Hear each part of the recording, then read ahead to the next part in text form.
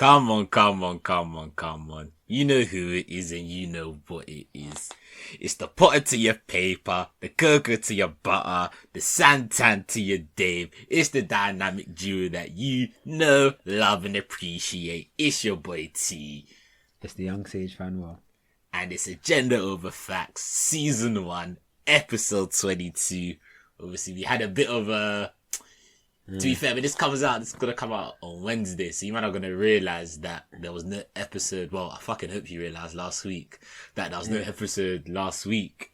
And that was because of some technical difficulties that we had. And the episode was recorded, but a certain someone, I ain't going to name who, and it's not me, and there's only two people on the podcast. I'm not having it from a guy that I'm not having it from a guy that had technical difficulties for saying difficulties. I'm not having it. Fuck off! Hey, Hey, man said we had technical difficulties. Like a DJ mixing the deck, bro. Yeah, bro, I can't be like, I'm tired. I'm running on E right now, fam. But I'm gonna give you guys energy. I'm gonna give you guys the charisma, the T-sway, as some people like to call it, that you guys know and love. But yeah, but obviously, so we recorded an episode last week, but obviously some technical difficulties. Certain man's audio files were getting corrupted. Certain people got some X-rated porn, malware, viruses, all of that with their computers. So audio file got fucked up, and well, it was there, but it was just, bro, it weren't listenable. Like there were like minute gaps, right there. So then we were like, there's no point. It's all about quality over quantity. So we were like, fuck it. We'll just take a break for this week. Actually, that isn't what happened. What actually happened was, so the first part of that is correct. Like, but then T went, oh, you know what? Don't we have one episode on catalog from a while back that we didn't put out? I was like, that's a brilliant idea, T. Calm. So I went back into the editing room, chopped it up, got that episode ready. I said, T. I think it was on Thursday. I said, T, the episode's ready. He said, saying SN. Calm. Friday. I don't hear nothing. Saturday, I don't hear nothing in the GC. I got it. And the reason why I don't press, usually T's, I'll be real, T's the more proactive one. T's like the one like if I'm taking on and be like, yo, where's it, this and that. So then I thought for T not to be saying nothing, maybe he's busy or something, so I just thought I left it. And plus, I feel like the reason that episode didn't come out, maybe on some levels, like we didn't like see the point of it coming out at that time. So I thought maybe it's not that deep for it to not come out this time as well. Do you know what I'm saying? Instead of forcing content. Do you see what I'm saying? But yeah, no, T, what happened? Were you busy? What's going on? I can't lie, yeah. But was it Friday? I said, let's bring out that one. It was a collection of days, bro. You said it on, I think you first said it on, the idea, I think you had it on Thursday. I think that's when you had the idea initially. Oh, is it? I had the idea on Thursday, and then you said that you'll have it done by Friday. It might have been Wednesday, you know. And I think it was on Wednesday, and I had it done. It was Wednesday. When did you have it done by? Thursday. I think Thursday. What time on Thursday? Like, it was before I went out somewhere, because I was linking someone, and I remember I was annoyed that I had to do it then, but then it was on me for leaving it that late. But I think it was a Thursday, not Friday. Was it like Thursday night? And I think I had it ready by maybe 6. Do you know what I probably think it was? I think Thursday evening. I was working late, I remember, and then I was like, I got do the poster. Then I got what I like to do in it before we put out, I like to listen to it in it, because just to make sure that everything's calm. We're not saying some wild shit that we might need to crop out. We're not like saying something that's a bit like whoa, like. Obviously, like we like to push the boundaries, but we don't want to smash the boundaries. So obviously, I just like to do that quality control check. And I think I was gonna do that on Thursday. I didn't get around to it because I was busy with work. And then Friday, I was in the office, and then I had like drinks.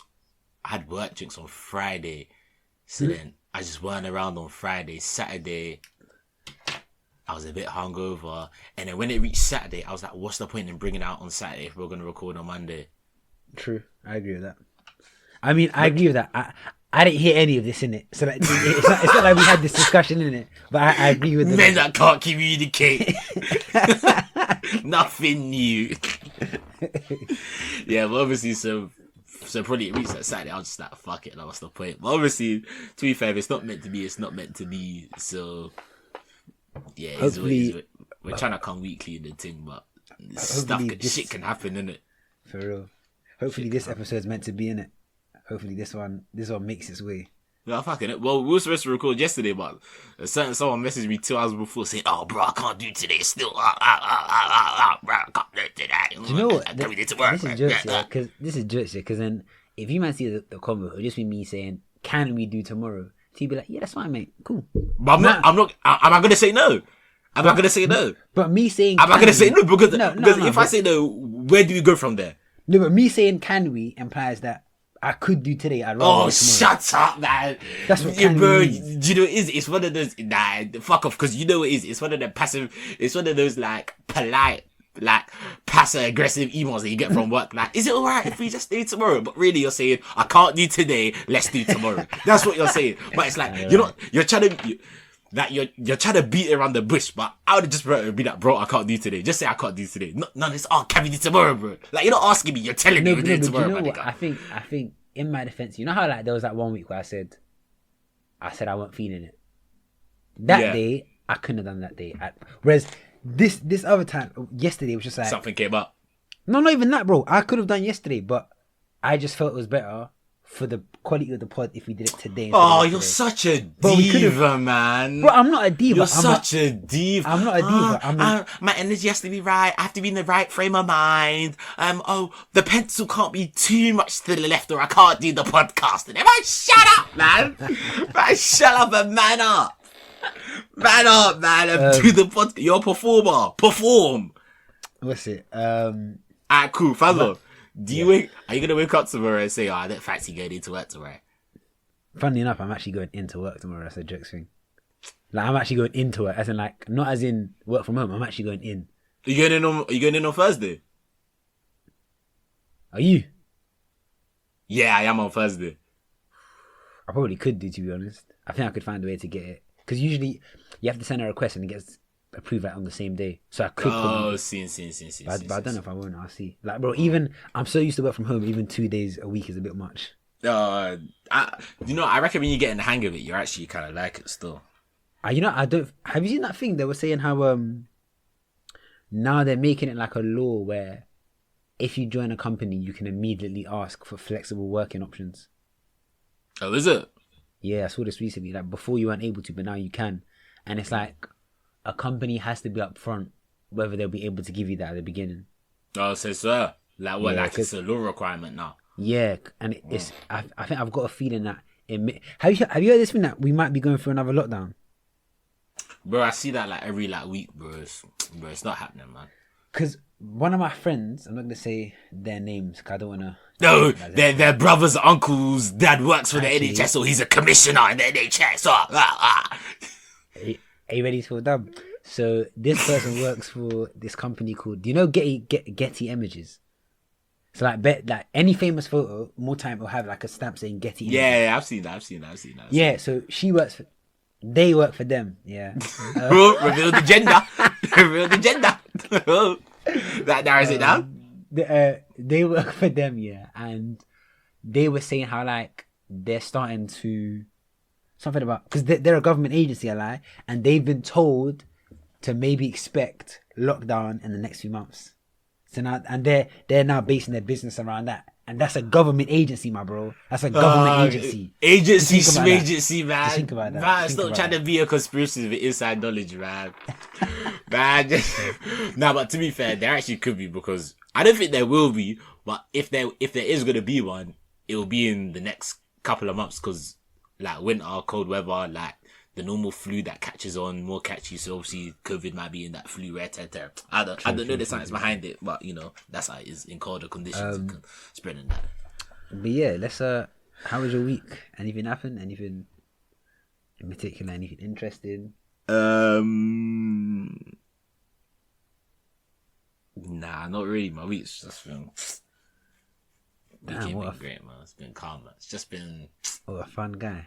It's just been It's been av. Bro, you Actually, good. to be fair, do you know what it is? Niggas are still coming up to you about the TikTok. Now it's just getting, You're lying. Now it's getting, alright, cool. Toye, how you gonna handle fame? Pardon? How are you gonna handle fame? I can't, man. I can't, man. You just have Like, to. what if, like, alright, bro, I saw this finger. I saw this finger. Basically, you know, that Made You Think page. Yeah, like one of the trillest pages on Instagram still. I think Made You Think. I think it's him. Like, I think he'll sequentially post like music from someone that's asked him to, like they paid or whatever. Yeah. So then there must be one guy, and then someone in the comments said, "Oh, what did he say?" He said, some guy in the comments said something like, "This type of rap is done for, man. Like, give it a break." And then the actual artist, yeah, replied to him, yeah, and he was like, "Bro, stick to your podcast and make sure that blows instead of talking about me." And then I clicked on his page and he had a podcast in it. Yeah. And then I kind of went through this thing. I was like, so I was going through the videos and they look decent in it. Like, not But them. the podcast or the actual artist? No, so the artist was decent, but as in the podcast, it was like they were doing in-person ones, and like the quality looked decent. They were pretty boring, but I was like, yo, I wonder, like, seeing this made me deep. How many podcasts there must be in the world? Because these not only had about 182 followers, in it, and it made me think, bro, it must be so hard to become a noticed podcast. Takes time, innit? And every single day, bear man are starting as well. So the field itself is becoming more and more saturated. Not to say that that's what I'm in it for, but just looking at this podcast made me deep raw. Like, it's so saturated. Yeah, like there's so, well, obviously there's only one big boy agenda over facts. You know, like that.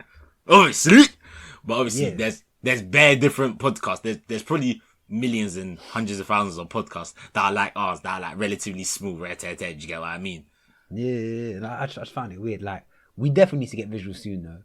I think that would be something that will help the cause, innit? Like, and also I want to capture your reactions like in IRL, innit? Like in real life. Like, I'm down with the kids. But yeah, you were saying the fame's getting a bit much for you, innit? Because of the TikTok. So like, is it randomers coming up to you as well? Or just no, like, it's not randomers. Oh, just shout, man. It's not fucking randomers. No, wait, bro. It got like 100 and something K view, like likes. 230K, but he's counting. Wait, how many likes did it get? Do you know? I actually don't know. Something like 59K. So then, bro, is it that? No, the only reason why I know that is because I'll talk about this later. But go on. Is it that far fetched for me to be like, or is it randomers on the street? Do you get what I'm saying? Because, bro, even my friends that didn't know you, when I mentioned it, they were like, "Oh, I've seen that TikTok." Like, even my guys when I was thinking on first day, I've seen that TikTok. They don't know you're a woman. Do you know what I'm saying? Do you know what's jokes? So obviously, you know how I told you, like a colleague at work saw it, innit? So obviously, I think she told like other people like in the office. Do you get what I mean? No. So obviously we went out for drinks on Friday, yeah. like what a manager like came up to me. They were like, "Oh, so what's this I hear about you being famous?" And then I was like, "What are you talking about?" Because in my head, I wasn't even thinking about the TikTok, innit? Just like, you see, this guy is so down to earth, man. This guy is so down to earth, man. I want to be like I you. knew, man. I can't lie, man. Acting dumb, innit? Acting dumb. I was thinking famous. I was like, I'm still working a 9 to 5. So, oh yeah, what's this I hear about you being all TikTok famous? And I'm thinking, oh, that video. Yeah. And then as I'm explaining it, someone else comes up. They're like, "Oh yeah, I've seen that video." And then, maybe 6 different people I've said to, "I've seen the video." I said, "What?" Bro, what do you expect, my nigga? Like 230K is like... That's fucking hilarious. 230K is like, obviously not realistically, but that's the whole of London. Do you get what I'm saying? Obviously not realistically. I'm fact checking that. Bro, checking that. There's millions in London. I'm fact checking. There's millions in London. But 200, you can check it, but 230K views means at least someone has seen it. Do you get what I'm saying? Yeah. How many men are in London? Oh, bro, Wait. so Let me guess. I think there's like 67 million in the whole of UK. So I'm gonna say there's 14 million in London. Nah, 8.9. Ah, damn. But That's bro, a lot of people, you know. yeah, no wonder the tube's mad congested. Like, Fuck, that's a lot of people. how many were you expecting? Like 7? What do you mean? Nah, I knew it was in the millions, innit? But when you actually deep, But bro, the whole of the But UK that's is it, like man, 70 million. I think. That's what I remember seeing. there's The a whole lot of of the UK is like, niggas in London.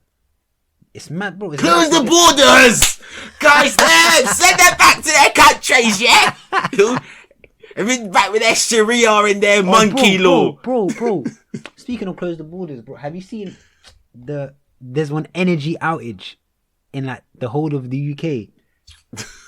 They're saying let's get into a point where, but now because of Brexit, we can't but back in the day, if let's say we ran out of energy, whatever, gas was short, we could like siphon from another country in it. Whereas now they're saying beware of energy cuts coming soon to the UK, and we're by ourselves. Google this, bro. I saw it on the news yesterday. Funny. Sometimes you come up with. Alright, check it. With some stuff. Wait, type in energy crisis. Type in energy crisis UK and see it come up. Crisis. Is it there? UK. You see? What caused? Ooh. I told you, bro. And wait. And how long ago was the thing? It's probably in the last week. 14 hours. I told you, bro. There's an energy crisis coming, yeah? The rapture is coming, nigga. Hey, do you know what's jokes, yeah? So me and my mum were listening to it on the TV, yeah? I said, oh, my days, the world's going to end. This coming, yeah? So then, do you know what I did? So I was like, okay, I'm going to go wash my face today. So I went, yeah? I closed the bathroom door and pretended that I was in there, yeah? And I waited like 2 minutes. Then I opened the power box, yeah? And and then I turned up the mains of the whole house. And I was like, Mom, it's happening. I put it back on.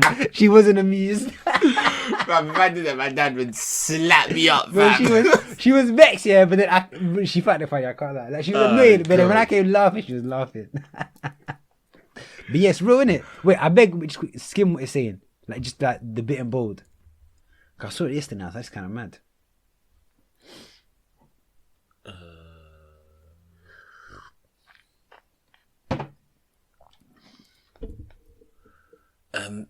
The UK's energy system has plunged into a chaos by a perfect storm of market forces, which threatens to rip through the economy from home energy suppliers to heavy industry and from factories to farmers.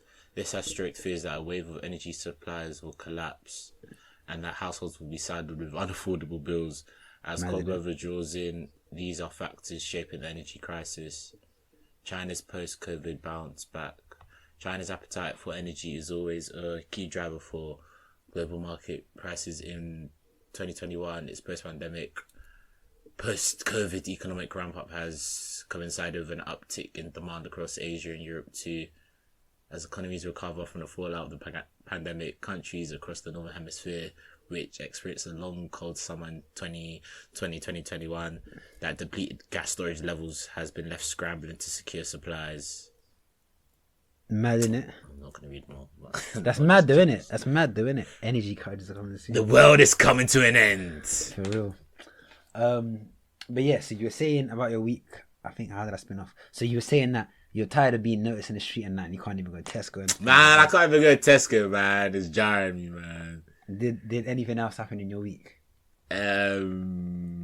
No. But I actually wanted to ask you, talking about rapture shit. I watched a film like last week. Oh, what was the film called? Oh, it's got Heath Ledger in it. It's on Amazon and it's one of them apocalyptic. Not Heath Ledger. What am I talking about? It's got Brad Pitt. No. What's the Don that looks? The Don that's in. Oh, the Don that's in. Don't search it. Not Heath Ledger. Give me something. He looks like Russell Crowe, but it's not Russell Crowe. Gerard Butler. Yes. Look at me, bro. Get me on a trivia team. Hard. It's with Gerard Butler. It's on Amazon Prime. It's like a apocalyptic end of world film, innit? I don't think I've seen that. What's it called? movie, Amazon. The only way I knew that about Gerald Butler is because I think I've googled him and got Russell Crowe instead. And Russell, yeah, they look and small they look similar. very I similar, can't yeah. lie. Greenland. So I haven't seen that. It's decent. It's alright. It's decent. I watched it like maybe 1 or 2 weeks ago, innit? And it's like an apocalyptic film. You know the ones where it's like the world is ending. Like there's basically like like an asteroid or something or whatever that's coming to Earth and it's gonna crash like a part of America and they're trying to evacuate people, innit? But it got me thinking just about apocalyptic films, innit? And then I was thinking, yeah. So say if you were like in if you were in an apocalyptic if you were in an apocalyptic film, yeah. What are you doing? If I'm in an apocalyptic film, yeah. What are you sticking doing? to my lines. Sticking to my lines, innit? Unless you mean No, as in it's happening in real life now. Okay, so it comes to London. Okay,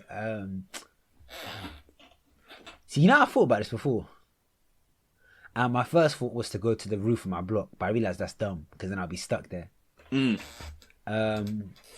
would I go? I think I'll try. The peak thing is I can't drive yet, but let's say I can drive in it. I'll try and hit countryside. Wait, what would you do to survive? Yeah, what would you do to survive? Sorry. Wait, actually, I need to ask: is it a zombie apocalypse? Is it like an asteroid? Because then that changes things. Do you know what I'm saying? So my answer was if it's a zombie thing, then I would go to the countryside because there's less people there, innit? Zombie. If it's zombie, then I'm zooming out of first of central London because as you saw there, how many men were in London? 8 million. Come on, man. That's a lot of zombies. So I'm moving somewhere that's just not as populated, maybe like one fat field. Then I'm gonna try and find some guns at first, but where am I gonna find guns? I'm gonna try and find guns. Nigga, this ain't the movies, guns. You watch too many apocalyptic films, bro. You need to think real life. I said guns. Where you gonna find guns, my nigga? Okay, cool. I think right now I have 2 men in my network. Oh, No joke. I'm from the streets. No. But like jokes that I think. Yeah, you're from the streets. You're from the streets. I have 2 men. You're from the streets. Bro, I'm gonna go. You're to from be the honest or streets. lie. I'm being honest. You're a hustler. I have 2 men in my network right now that I think could put me in line with someone that has guns. So hopefully this apocalypse happens after Friday because I've only got like a few bills in my account now. But after Friday is payday, so I should be able to buy a gun, innit? I'll buy a gun, buy ammo. What else would I buy? This guy thinks he's ammunition in GTA, fam. Man said, I'll buy guns, I'll buy ammo. No, bro, what am I going to do? Evangelize the zombies? I have to have something to protect me. You know what I'm saying? So maybe a few knives and that. But then I'd hit the countryside. Maybe try and find the babes I can take in it. In case we need to repopulate. Who are your family? I can't repopulate with my family, do you know what I'm saying? And if anything, the older they are, that's more mouths to feed. I'm thinking about survival.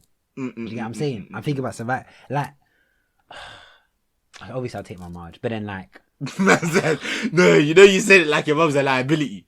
No, but you know in them films that old people are liabilities, bro. They are liabilities, do you know what I'm saying? They got dodgy ankles and knees and that, bro, she can't run for nothing, do you know what I'm saying? So then like, it'll be a courtesy, I'll be like, yeah, come on, I'll take you. But I know, like, maybe like 5 weeks into it, there's going to be instances where we're surrounded by zombies, do you know what I'm saying? She'll be the sacrifice alive? Not sacrifice, but I'll try and save her. But the way the zombie universe works, you can't save everyone. Do you know what I'm saying? That'd be sad, you know, if that actually happens. Like, did you ever watch The Walking Dead? Nah, I ain't watched that, but I've heard it's decent. But I've heard there's bare seasons. I've heard there's bare seasons. How many seasons are in Game of Thrones? There's like 6. Do you watch that? Yeah, but did you? That was like it was like 6 seasons of like. It was like 20 episodes. Nah. It was less. I want to say 12, if my memory serves me correctly. So in short, I'm trying to get weapons, guns, knives. I'm getting a lot of like tin food. It helps that I'm vegan, so I can just take bare seeds. Do you know what I'm saying? And plant food like that. Because I'm plant based, innit? I'll buy some water filters, like the ones that the things that they give to like African kids and like where It's like a straw. I said African kids, man. That's who they give it to, bro. They're not giving it to niggas in Lewisham. They're giving it to people in Africa. Do you know what I'm saying? They might be, to be fair. They might be in Lewisham. Like them straws that you can like sip from shit-filled water and it gives you clean water. I'll take one of them. Yeah. I'll take a tent. I'll take solar powered batteries, stuff like that for what I need. How big's your bag? I have my car in it. I have my car. If possible, do you think it's better to have? What if you run out of petrol? I'm about to say, do you think it's better to have? I think I would have an electric car, and then have solar panels on the car to charge it. Do you know what I'm saying? Ooh. But I thought about this before. What else? Let me think. What else? How about you? But you're gonna find a coast. I like that idea still. Because I'm pretty sure I've seen that like a Tesla car can be tweaked to be charged through solar energy. But yeah, go on. Think of what would you do? And I'm still thinking of what I do where I'd go. Loads of tin food. Bro. You know, I was watching the film and I was thinking, so what would I do in an apocalyptic film? Bro, I think I'd... Do you know what? I'd definitely try and shout my niggas because I feel like there's power, there's strength in numbers. Do you know what I'm saying? But numbers are liabilities. But at the same time, it can ensure sleep. You can take shifts in that. I hear it, but... Well, if you're 3 man up here and you all need to sleep, who's watching out? True, but the more people you have, the more liabilities you have. That's the more people you got to think of when you're making decisions. That's why I'm going to make sure it's fit people, man. Nah, I can't be having dead weight. Zombies can still leg a fit man down, though. No, bro. Like, let's be real. Zombies and them, man, half of their brain is being eaten. I feel like they're not going to be able to sprint that fast. And their coordination isn't going to be that good. Do you get what I'm saying? But they come in packs, bro. What would I do? Man, you know, man's even talking like I've seen a zombie in real life. Man. Do you know what I'm saying? Oh, man. You know what, possibly? Do you know what I try and find that I think would be cool?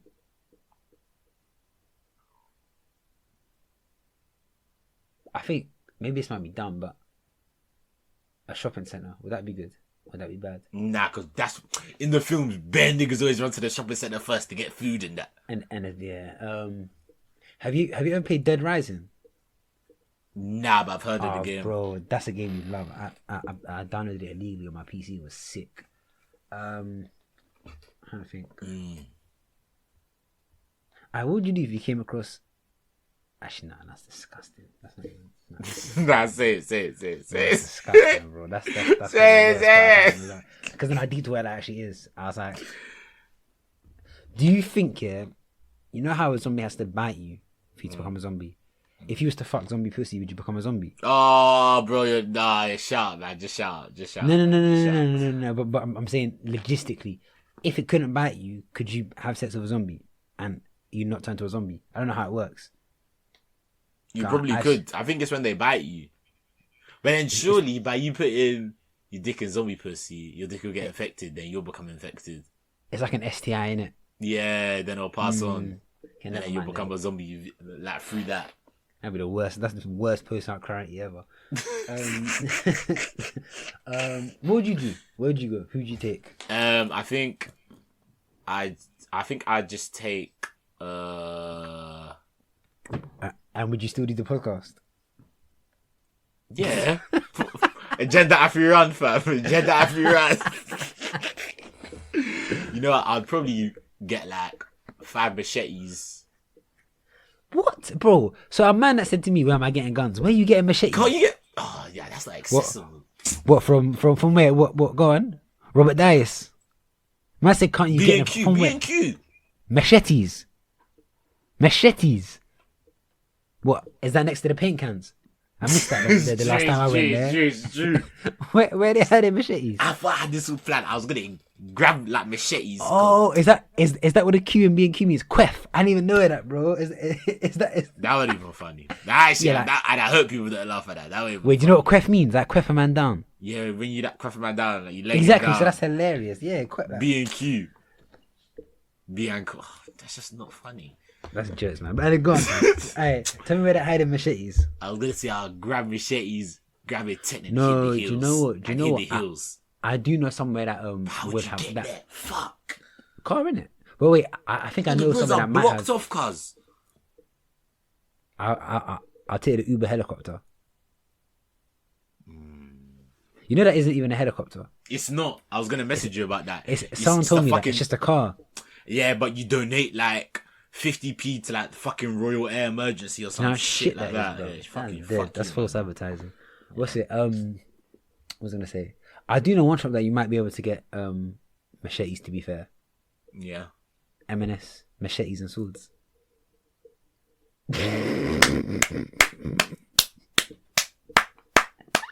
But where could you get machetes from? I don't think you could. I think all you.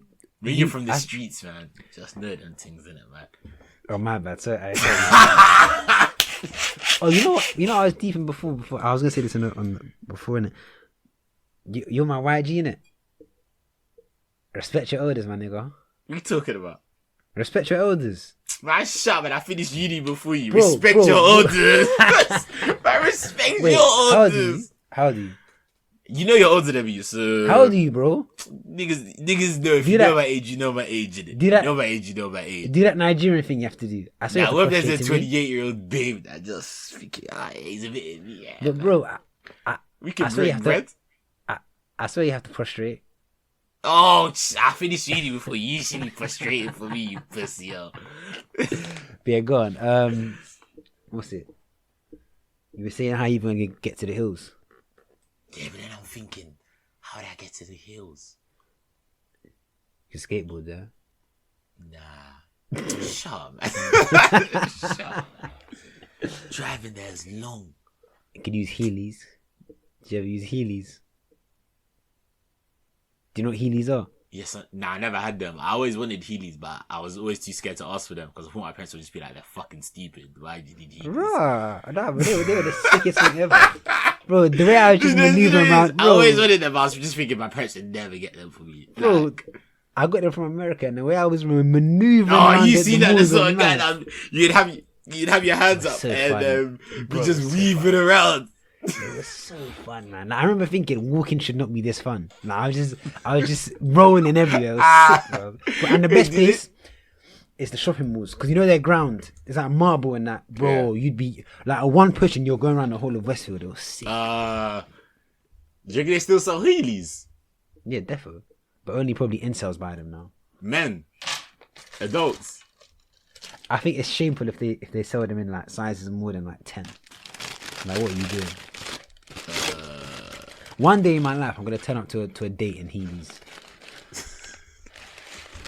Oh yeah, do you know what? God. Because obviously, last week got cut out, innit? So like something that happened was like wireless, pot of paper, and we'll speak on some of them, innit? Like pot of paper, we have to speak on. But like one thing that happened like on the way back from wireless is that me and my guys started talking to a girl, and remember when I was like, I think my shoes are mad dirty because of wireless, and remember I was like, I tapped her and I was like, what would you think if I rolled up to the date in these, just this? Oh, yeah, dirty shoes on. Yeah, so then now I'm thinking, do you think you could go? One day we should actually do this. You know, the next semi-serious date you go on, go in Heelys. I beg. Why would I do that? Please, bro. There's no for the rationale. clicks. For the clicks. That said, he was a semi-serious girl out in Heelys. Why did tweet about me? Nah. Do you know what? That's my worst fear, fam. Do you know what I'm gonna do? I'm gonna do it. I give her the best date of her life, so she'll be mad confused. Like, so I roll up on Heelys. Yeah, I messaged her like, you there? She's like, yeah. I'm like, I'm coming now. You should like look out for me. I'm coming. And oh shit, yo, B, what you telling me? And then you know what I'll do? I'll get the one. Nah, she'll have it, bro. Because you know at first no girl is having that already. Already mentally, they're thinking he's got Heelys on. So no matter how good the date is after, that's at the back of my head thinking this nigga's wearing Heelys. I don't care how great of a guy he is. There's something unhinged for him to be wearing Heelys on a date. Or it's gonna be the opposite. She'll be like, how is this guy? Like, how does he not care? Like, he actually, what's going on? I'm so curious. Like, how is a man that carefree to just come in Heelys when he knows that everyone will be thinking like what you just said? So I think she'll be like, nah, man. She'll be off guard. But that off guardness will open her up. So you know what I'm gonna do? Nah, bro. You're crossing the border of like. Come. Or being carefree than just having self-respect for yourself. So if I'm able to do it, then what? So you know what? This is the new challenge. The next day I'm gonna go on. Word is bond. I'm gonna buy them things. I don't want you to do this. No, I'm saying it. I'm buying them things here where you can take. They allow you to change any shoes into heelys. It's like a roller skates for your shoes. Have you seen them? No. It's like you like clip it on and then they have rolls. I'm gonna get them in it on my word is bond. On my next date, I'm doing that, and I'm gonna put them on and I'm gonna make sure the date goes banging. But why would you want to do that? I don't understand. What are you getting from it? Just pure bands, isn't it? Just pure bands. I'll be hella. Do you know what it is? It's like you see with football, yeah. This happens. You see with retention. Hear me. You see with retention. I'm about to logic this on a mad thing. You know football, yeah. Tell me why they train on like they use cones and they make it a very small area where it's like 2 touch. Why do they do that? Ask me that. When the pitch is so massive. Why do they make like these little cones thing that are like, 5 meters by 5 meters, and they make the box so small? Why? Because at times you might be in tight situations, so you need to know how to get out of that. There you go, my nigga. There you go. I don't understand what you're that right there. Sometimes you'll be in tight situations and need to learn how to maneuver out. So right now, I'm gonna force it and do the heelys. But maybe in the future it can be a thing where a date's going swimmingly and a guy bangs me in the face. How am I gonna recover from that situation? Do you get what I'm saying? But because of the training I had from wearing the heelys, it'll come in clutch because I'll be cool. Do you get what I'm saying? You get what I'm saying? You've been there good. Bro, you know you've been chatting ass for the last 2-3 minutes, bro. Man. You know what? Man, them are gonna see from what I'm saying, but this is. I'm gonna do it. I'm gonna do it. Do it. That's fine. I'm gonna do it. I'm aware that and you know what's mad? My next potential date, yeah, because I'll go on to explain it in a sec. Yeah, it's actually it could be someone very, very suitable in it. So I'll jeopardize that for this to happen. Mom's like just for clicks on the podcast. And now you might know how shallow I am. Do you know what I'm saying? I'm gonna do it. Because I don't the fact that he's sucking your willy. Well, I ain't. Pause. The fact that he's sucking your willy. You better unheely your heelies, fam. Bro, wait. Let me show you the things I'm gonna wear. Cause I know exactly the things I'm gonna wear. One sec. Wheel attachment for shoes. Bro, I have the funniest time ever. Do you know what I do? I'll make sure the date is something like roller skating, and I'll tell her that I was getting practice. One second, let me find. Have you been on like a skating date? Yeah, I have. Like an ice skating or a roller skating? Yeah. Which one? Ice skating. Can you ice skate?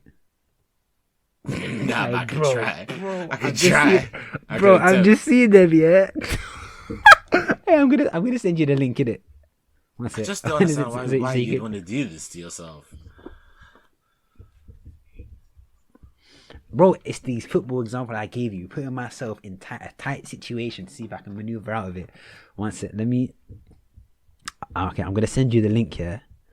One sec. And I want you to just describe what you're seeing. And then look at the pictures, innit? Because there's a few of them. Alright, check the chat. Check the Zoom chat. Oh, the Zoom chat. Sorry. Bro, he's lying. That he just said it because he's seen it and he thinks it's a decent idea. Nah. I saw a picture of one babe. Pretty, yeah, and then like go on the picture where the person has them on. I know this is jokes.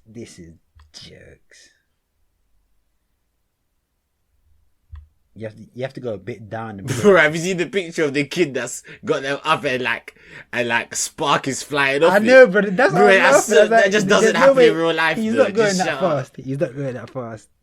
But wait, do you see them? But then what's gonna happen when you have to take them off? It's just gonna be so awkward. She's like, when you're like, oh, just 1 second, I just need to take these off now. Now we're walking. I'll make it cool. It'll be like. Imagine if I rode up to the date on a horse. And I have to jump off the horse. It's not a horse, though. It's not a horse. It's fucking heelys. It's not a horse. But anyway, I'm That's a back like- my chat. I'm a back my chat, and I'm gonna do it. It's either one of two things. Either I'm gonna wear heelys, or I'm gonna wear up in rollerblades and I change into normal shoes. One of them two, innit? But yeah, what's it? Niggas are trendy. Nah, you're trendy. This is calm, innit? You're trendy. I said I'm trendy. You're trendy, bro. You're trendy. You know what? Let's quickly go over what happened last week, innit? So, I don't even think I'm gonna speak about wireless. Like, it was just good. I went there just for context. I went there every day, innit? Friday, Saturday, Sunday. Ooh, Friday, 3-day bender. See what I'm saying? Whoa. 4-day bender because on Monday me and T went to Potter. Oh, Potter. Pardon me. I'm not gonna speak too much on it. What's it? On Friday, Saturday, I went with myself, and then Sunday I went with friends. Like last week, I went more into detail about like people I spoke to, girls I moved, but I just think what's the point? So Come on, guys. I'm bigger than that. I'm bigger than that. I Show her the think heat, it's she gets horny. You know how it gets. You know how it gets. But yeah, wireless was lit, and then I'll let T go on with Potter in it. So how was Potter for the second time? To be fair, you should tell a story on how we got our tickets. Oh yeah, what's it? So I think it was on Saturday, innit? So I'm at wireless now, and I'm thinking, calm. I need to start being smart with my money now, because it's a while since the next payday. Money's not looking great. I'm not gonna buy anything grandiose anymore. I'm done for the rest of the month. Then T Maybe it's messages me. and I think it was because wireless was at the beginning of the month, innit? So it was like you'd already Yeah. spent quite a bit, and it's like a week and a bit into the month. Exactly. So then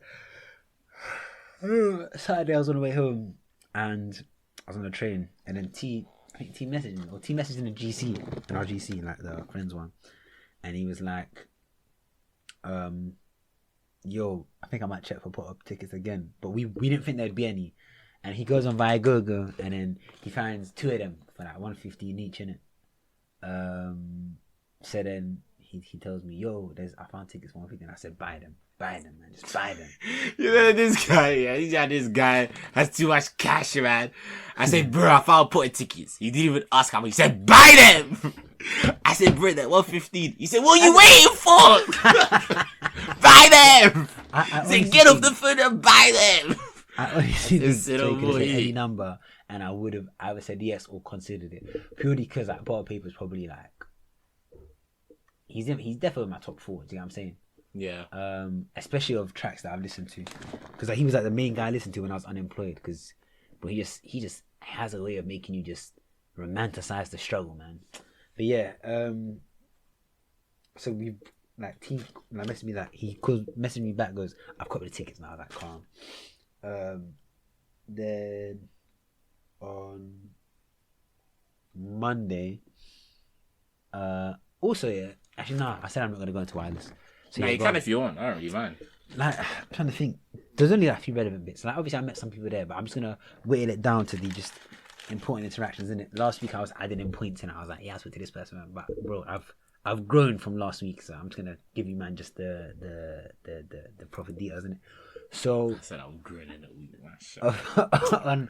on Friday, yeah, I've like left wireless now, yeah.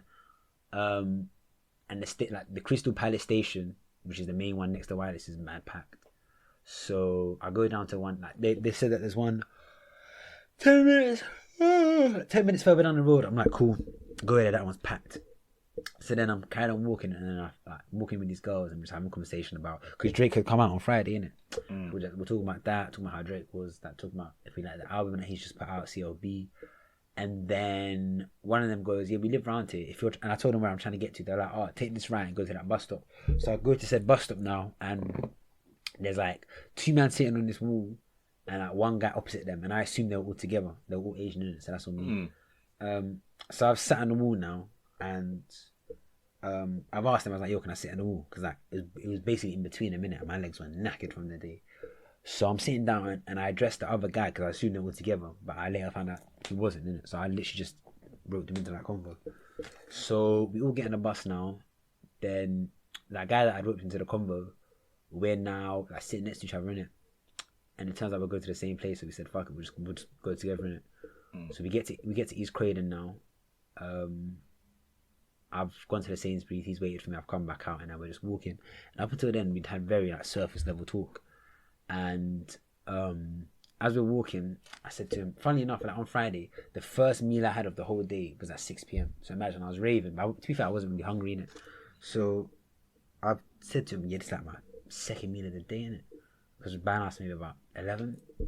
And then I was like, but it wasn't that deep because I'm used to fasting. And he goes, oh, do you do Ramadan? Or like, do you fast Ramadan? I said, I'm not Muslim, but I did do Ramadan. Then that started a whole conversation about like his religion or whatever. And it turns out he's this thing called a Sufi, and yeah, he believes in Sufism. And that's like a certain sect of Islam. It's like a very small sect. And like, they believe more in the philosophy of Islam as opposed to like the practicality and like things you're meant to do, like pray 5 times a day. They're more at the philosophical side. So then we ended up having one long conversation, and then long story short, like that's your home ground. Do you know what I'm saying? So like, you know what I'm saying? Energies. So then long story short, I know for a fact he was surprised that like a nigger in a do-rag and tracksuit was just like, yeah, man, let's have these conversations about niche and like, philosophy. I know, because he said this thing is like, you just don't expect to have this conversation like with the average person at wireless. I was like, yeah, I hear you. Then like he took my number, and then I think we're gonna like link soon. Like, I think he'd like to play chess or something and just chill. Ooh, that's said, like, cute.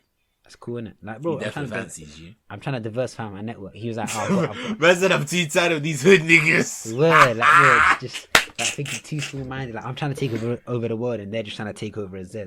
So like, Take over the streets. Word, like, oh, the world is just bigger than the strip. But yeah, no. So then Saturday, another conversation. Actually, no, tell a lie. Actually, no, Saturday. What happened on Saturday? Who did I meet? I CBA to go into detail, but I met one girl that is also doing computer science, but she's like 19, innit? Whoa, you left that one out. Oh wait, no, oh shit. She's at 19. Whoa! I might as well Whoa! Whoa! You know, some Whoa! people say Nonchalant. that, cool. There's this old thing here that says your wife should be half your age plus 7. Think about that. Says who? It's just an old rule. What, in like the 1950s? Think about it though. Like, so half your age plus 7. How old are you? Oh no, you can't say because obviously you're bare proud by your age. Ew! Are you calculating it right now with pen and paper? Don't do that. Don't tell me that's what you're doing. Don't tell me that's what you're doing with pen and paper when you're an accountant, my nigga. Bro, what are you doing? Why are you writing it on paper? What's wrong with you, bro? Can you hear him jotting down? That's bro, Fanuel, that's still disgusting, bro. Nah, for you, half your age plus 7. I asked me this, yeah. What's the age difference between your mum and dad? Like 3-4 years. No. Okay, that doesn't work. But no, I think I hear it though. Like yeah, nonsense. I hear it though because like beef it like yeah, let's say I'm in the market at 28, 29. I'll most likely be looking for girls that are like 24, 23, 24. And that's half my age, roughly plus 7. 28, 14 plus. No, if you're 28, half of 28 is 14. 14 plus 7 is 21, my nigga. Fair game, I'll do that too. Oh, there's nothing wrong with that, man. Grow up. There's nothing wrong with that. 28, 21. It's about how much all the person's mind is. But anyway. Alright, cool. So if she's 14 and she's mature enough, she calm. I'm not even gonna like give that answer. That's just stupid. No, it's not. That's what you said. Shut up, bro. That's what you said. But just notice how my mind didn't go there. That's not his mind went there. Agenda. Oh, it's an This guy's a politician. This guy can't even, and these guys are nunts. I'd rather be a politician than a paedophile, bro. So then, like on Saturday, I'll tell the story because it's actually quite funny. So, like Saturday, like Meat Mill's come out. Who else come out? Bearman have come out. I think the Skepta was the like last act in it, so I was obviously waiting for him. And then for the last 2 sets, I was like, I'd gotten bare close to like the So imagine in wireless you have the main stage, and then imagine you're on the main stage and you're looking out at the crowd. There's the crowd split into 2, and in the middle is where like the marshals are, like the security people to help people out to give them water. Yeah. So I'm on the right side of it. Now imagine you're in the crowd. I'm on the right side of it. If you get what I'm saying. So I'm on the right side. Mean by right side. As in like, so you see how I said it's separated into two. I'm on the right one. So I'm in the right side. Oh, okay. The right. So just the right hand side, not necessarily the first phase or the second phase. No, yeah, just the right hand side. So then I'm very close to the barriers, isn't it? So I'm mad close to the stage. But then with that comes mad like squishiness, innit? So I've locked myself in a calm position. I'm surrounded by girls, innit? And it's just easier that way because then it's like, one, they're not strong, and two, they're not as like fucking, they're not mosh pit niggas, innit? Mosh pit niggas are the worst. Or just jumping around as much. Yeah, do you know what I'm saying? And bro, I said this last week, and I say it again. Niggas that consistently start mosh pits cry themselves to sleep. I'm not gonna go into detail. I hear. I'll leave it at that, innit? Like them man are jarring. So like, bro, even songs that aren't meant to be mosh pits, they're like, come on guys, like, bro, shut up, man. Just like, I get it. This is your struggle for power because in your normal walk in life, no one respects you. Don't bring that fuck up. You know, but you get what I'm saying? Like the way I noticed that. I hear. It's like, but every 4 minutes, the same niggas like, but I move out of the way because someone's finally fucking listening to you. So now I'm on like the side, and I'm surrounded by girls, innit? So there's a black girl in front of me and a girl that I didn't know her race, but like she was behind me, innit? And like I just felt her breast on my back, innit? Because the way niggas is tight, you feel everything, bro. If someone behind me was pregnant, I would have felt the gender of the baby. Do you get what I'm saying? That's how tight shit was. So obviously, like I can feel that, like, and it's because obviously when I'm being pushed around, because sometimes the whole crowd's just being pushed around like a wave, innit? Because imagine if bare mosh pits are starting around you and people are pushing each other, that results in a residual wave. Do you get what I'm saying? So bare times I'll be pushed back, and I could just tell from my back that I was like, okay, this person is like, their breast is just there, innit? Like, bare jiggly, hoogly hug. Do you get what I'm saying? Like, bare comfortable. So now the guy in front of me, like, unfortunately has backs in it. So also remember, I'm mad. You're just surrounded by assets. You and I'm not talking about gold or silver.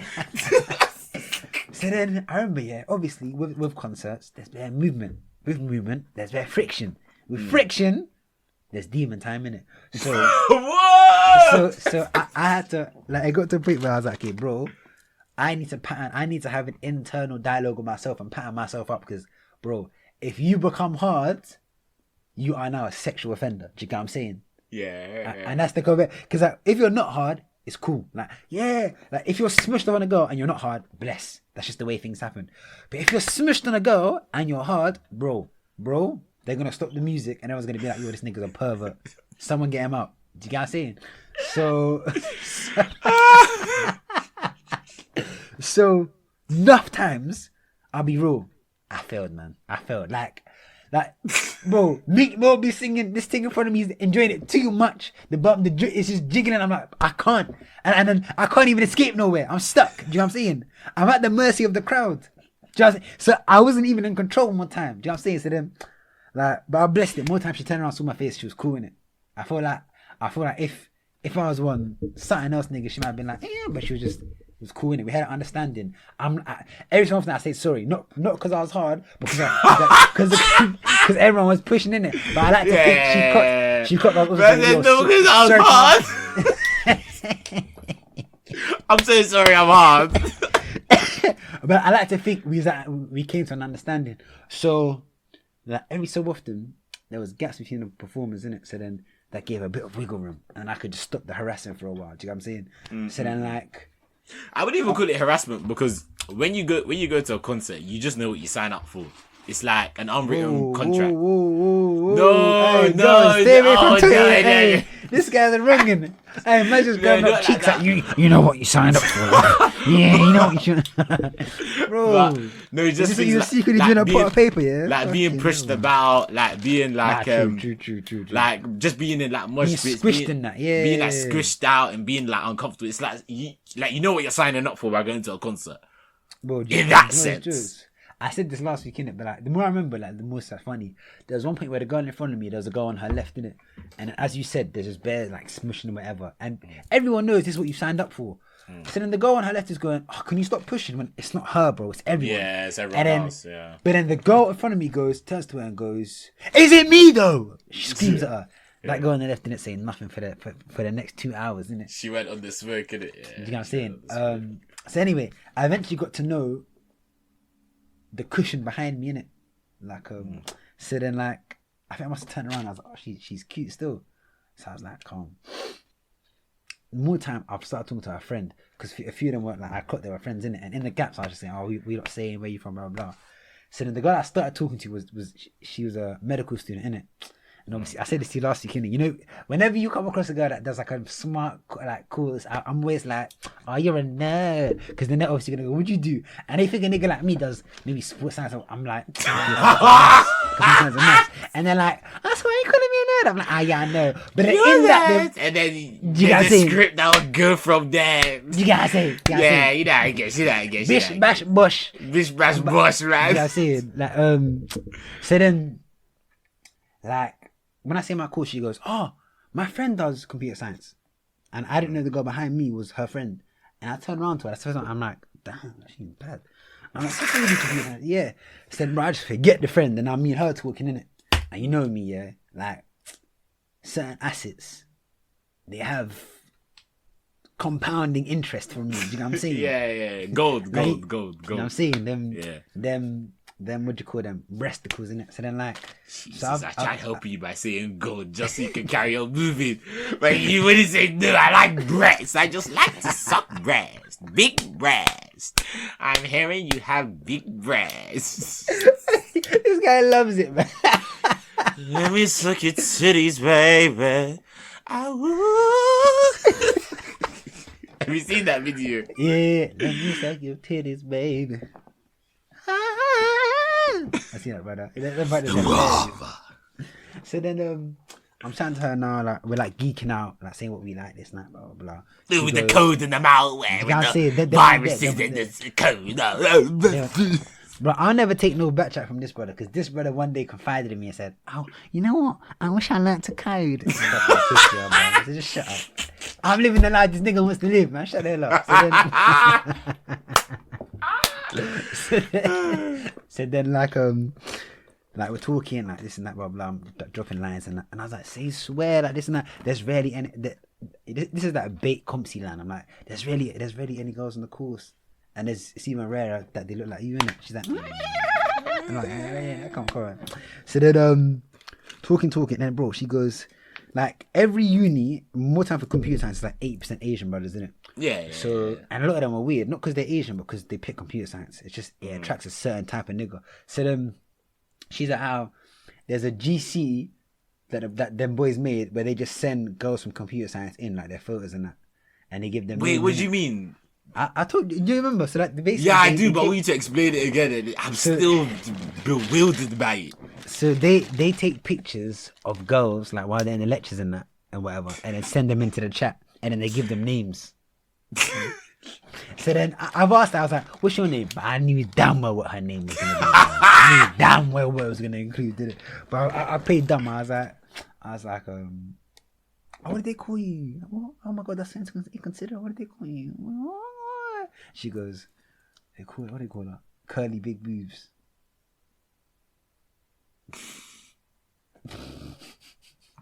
No originality, no creativeness, just big boobs. Do you know what I'm saying? And then she's like, how them man there, she'll go and talk to them and they can't even speak. Do you know what I'm saying? Like, they're just bugging out there.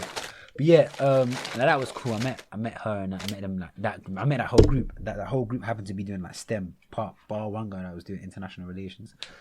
Then on Sunday, I went to my niggas. Like I went to one of my niggas and then two girls that I hadn't seen in years, innit? So, and Shane. So actually two of my niggas. So then two standouts of that day, and then I'm done with wireless. The first one was, I said this to T last time. Me and my guy are walking out of like the wireless bit, not leaving, but like just leaving the stage for a bit to go somewhere else. And then we're walking past these two Mali guys here, and like laying still, and there were these Asian brothers talking to them. In my head, I'm thinking, fair enough, innit? Well done. And as I walk past, I just hear them going, bye, bye, bye, bye, bye. I'm thinking, what going on? Like maybe they're flirting in it, because you know, like Mali girls, they have a certain type of banter. So maybe I'm like, maybe these niggas are doing well. But then just and I slow down my walk a bit. You know when you slow down the walk a bit just to hear a bit more of the conversation. Opportunist. So then, like, bro, I'm like a crow because I'm thinking if these niggas are plunging, whoop, they've set the bar low. So Clean up crew. Let me get clean up crew. Like I'll 5-2 Medina. So then, say bye, and all I see is the Asian brother just look bad, dejected, and then leave. So then I look at my guy and I'm like, aircon 1, let's move in. So then me and my nigga swiftly move in. I'm like, yo, did I just see a violation on forward? Like, whoa, what happened? Oh, you're wet. Wait, pause. How else am I meant to start that conversation, bro? It's an opportunity. Oh man, just sharp, man. You just what was sharp, I meant to man. do? What was I meant to do? No, like really? Or you just hating? Nah, man, just sharp, man. You're Are coming. you just hating? Okay, maybe I am. There you go, bro. Just say you're hating. Because I think like, bro. No, you're covered on that. You're covered on the angle of like using dead man's L to be like, oh, them niggas ain't shit. Like, look at me. Bro, survival of the fittest. Do you know what I'm saying? So. Oh god. They've gone. Oh look, we'll show you. We'll be like you beat us. We'll be them innit? So how can a man go? Sorry guys, I'm eating a vegan sausage roll in the background. This is good. It's not good, man. Stop pretending. I'm doing. You know what? Name me another show, another podcast that does ASMR as well. One sec, guys. Have you seen the videos, them ASMR videos where like I don't watch them, but I know it is. Alright, T, here you go then. So you T, this how it goes usually, innit?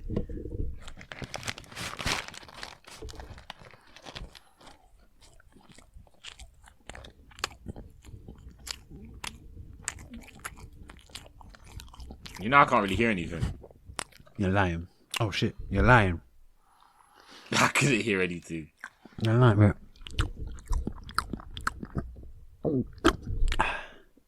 Firstly, you can hear that? Maybe it'll get picked up on the podcast, but I can't hear anything. Anyway, so they've gone, look, we'll be them, you be us. So me and my guy just there, like pretend to be them, and they come over, they're like, yo, what's your name?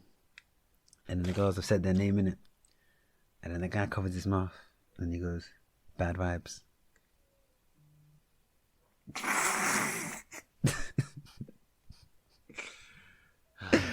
So then we start laughing, and then from that we start talking, and that. Like after What did you say? You're like, oh, they're wet. Obviously, bro. I was like, they're wet. Oh my god! Guys like you, man. Clean up crew. And then I've got, bro. And you know what it is? It's them ones where it's like, they're bare moist, and I was never gonna work with one Mali girls that have banter like you lot, and I was good looking as you. And clean up. SIMP. Like, calm, but then so then we like start a conversation, it's popping, whatever. So then I said, fuck you. So no, we're not simping, and it's calm. I said complimenting the thing is simping, bro. Like what, bro? Anyway, so then we're talking, and then like and then like I'm joking. Agenda. She's like, one's from Manchester, but lives in London, and the other one's from Bristol. The one I actually wanted to chat to was from Bristol, innit? Mm-hmm. So then. Obviously, like, I think I only know about Brighton, innit? And I know that Brighton's the capital of gay people, innit? So then I just go, well, have you never heard that? Like that Brighton's capital of gay people? Yes, it's a big, like, gay place for them. It sounds like a place where there'll be a lot of gay people. I don't even know why. It just sounds like a place where there'll be a lot of gay people. Let's not explore that, innit? Before you say something just fucked, innit? Because I thought you'd heard it. No, maybe just because of the seaside aside. Because just the I know, bro. Stop. I didn't when he explained it. It's a happy place. What? You know, fuck it, go on. I don't know. I don't know how I'm talking about. Something behind that is something offensive, innit? And I don't know how far I want to go. No, not too. I'm not an offensive guy. Okay, cool. So then, now I've gone. Oh, Bristol, is it? I swear that's the capital of like gay people and stuff. Obviously, I knew it wasn't in it, but it's just a conversation. And then she goes, "No, it's not." But you know what? It is the capital of. I said this to you last week, innit? Yeah, you did. She goes, "It's the capital of rape." I said, "What?" I thought she was joking. She said, "No, yeah, it's the capital of rape. It has like the worst amount of incidents ever." I was like, "Fucking hell." So they carried on talking, and then long story short, we like got their socials and then moved on. So the more important, teasing my. So then the more important thing, I see I'm CBA. This is why I didn't want to say any of it, but I ended up saying all of it. Like me and my guy at the station now on the way home sitting down, yeah, and we're having a conversation about how dirty my shoes are. I think I said this earlier in the pod. Yeah. And I was like, me and him were saying, do you think a girl would allow it if you went on a date with shoes this dirty? And then we were just thinking up scenarios, innit? So there happens to be a black girl 2 seats down, innit? So I tap her. She looks over and I go, yo, excuse me, would you be calm if I turn up to a date with you in these crepes? And then she was like, I think you're a bit weird, but I'd stay for the date to run it up and then never see you again. And then that started a whole conversation. Yeah, it started a conversation. And we got into the train, we were still talking. Long story short, like she's 20, has a youth. She's Hebrew, and that makes up part of her religion. And then I was like, what's your religion? Like, what things you have to do? And then she was like, you have to like meditate for a daily for an hour, blah. Long story short, that was cool. And then we all, I see we had to go into detail, but we all exchanged instas, innit?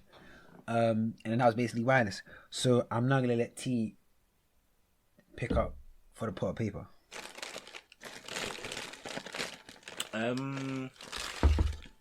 Yeah, so we got to pot of paper, and where was it? O2 Islington, innit?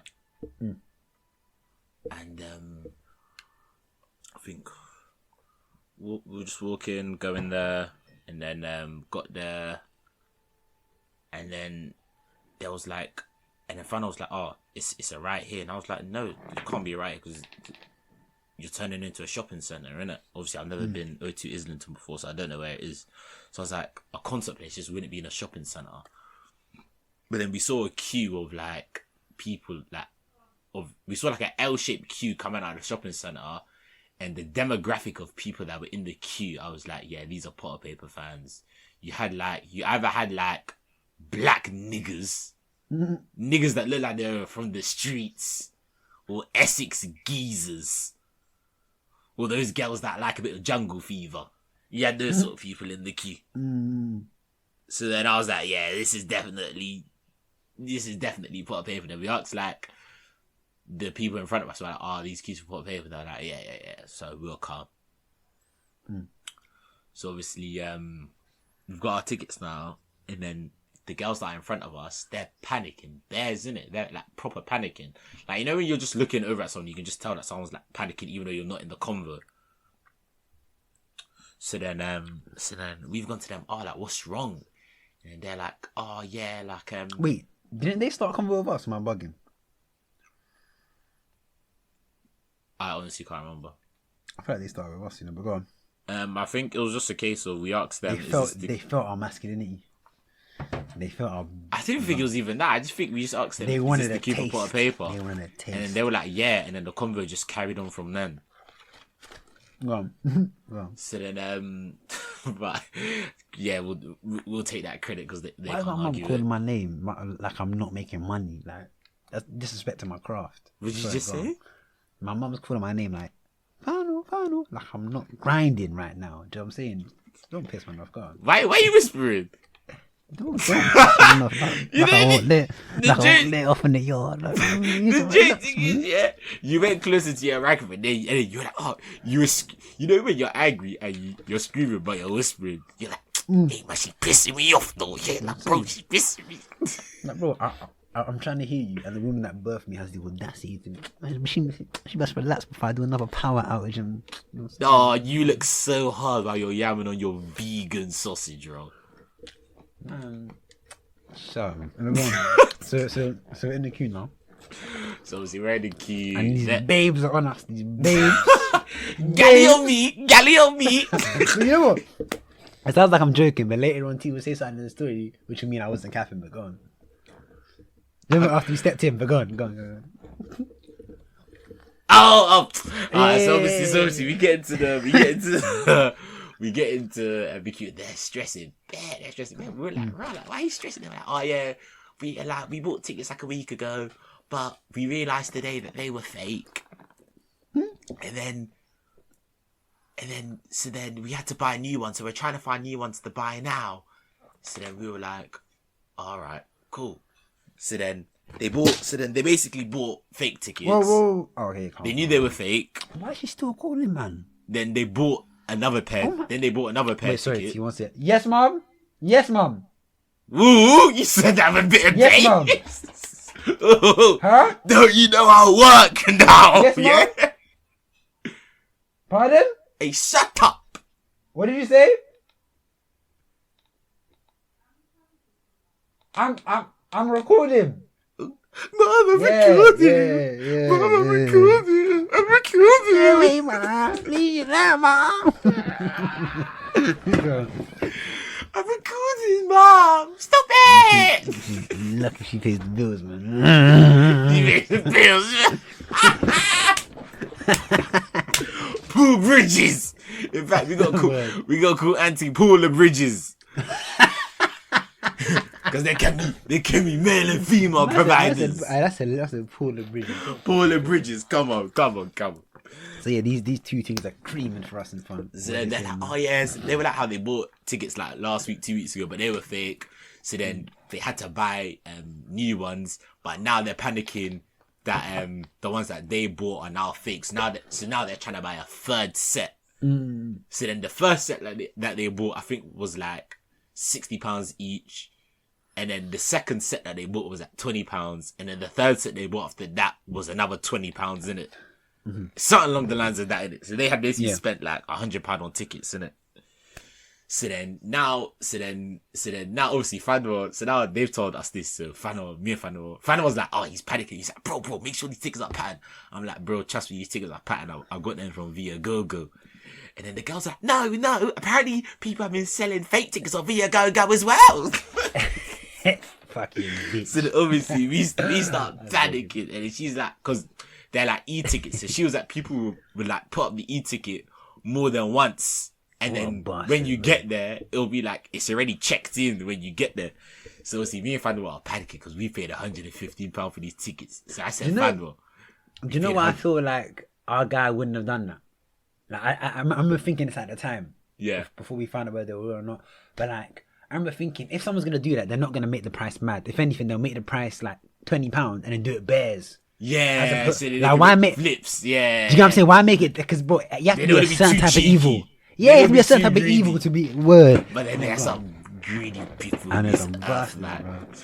So obviously we're in the queue. So now we're panicking a bit, but we're saying we're not buying like another pair of tickets. We already spent £150 each on tickets.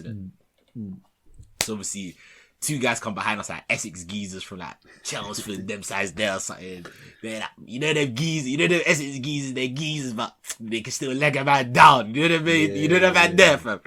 So obviously they're like, oh yeah, we bought tickets for Potter, They were like, oh yeah, mate, like I had to buy 2 sets of tickets because the first pair I got were fake as well. So then now we're thinking, oh fuck. So we're thinking, fuck, we're thinking, fam, like bro, it just has to be, we're getting into Potter, innit? Exactly.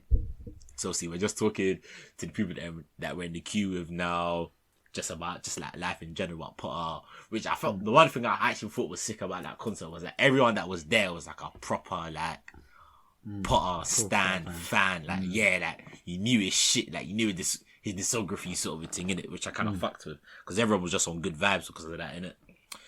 So then obviously we're in the queue now. The queue was kind of long. We're in the queue for like 30 minutes.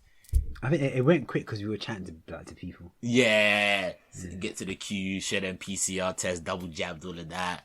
They bring us in, so obviously we get to the front now.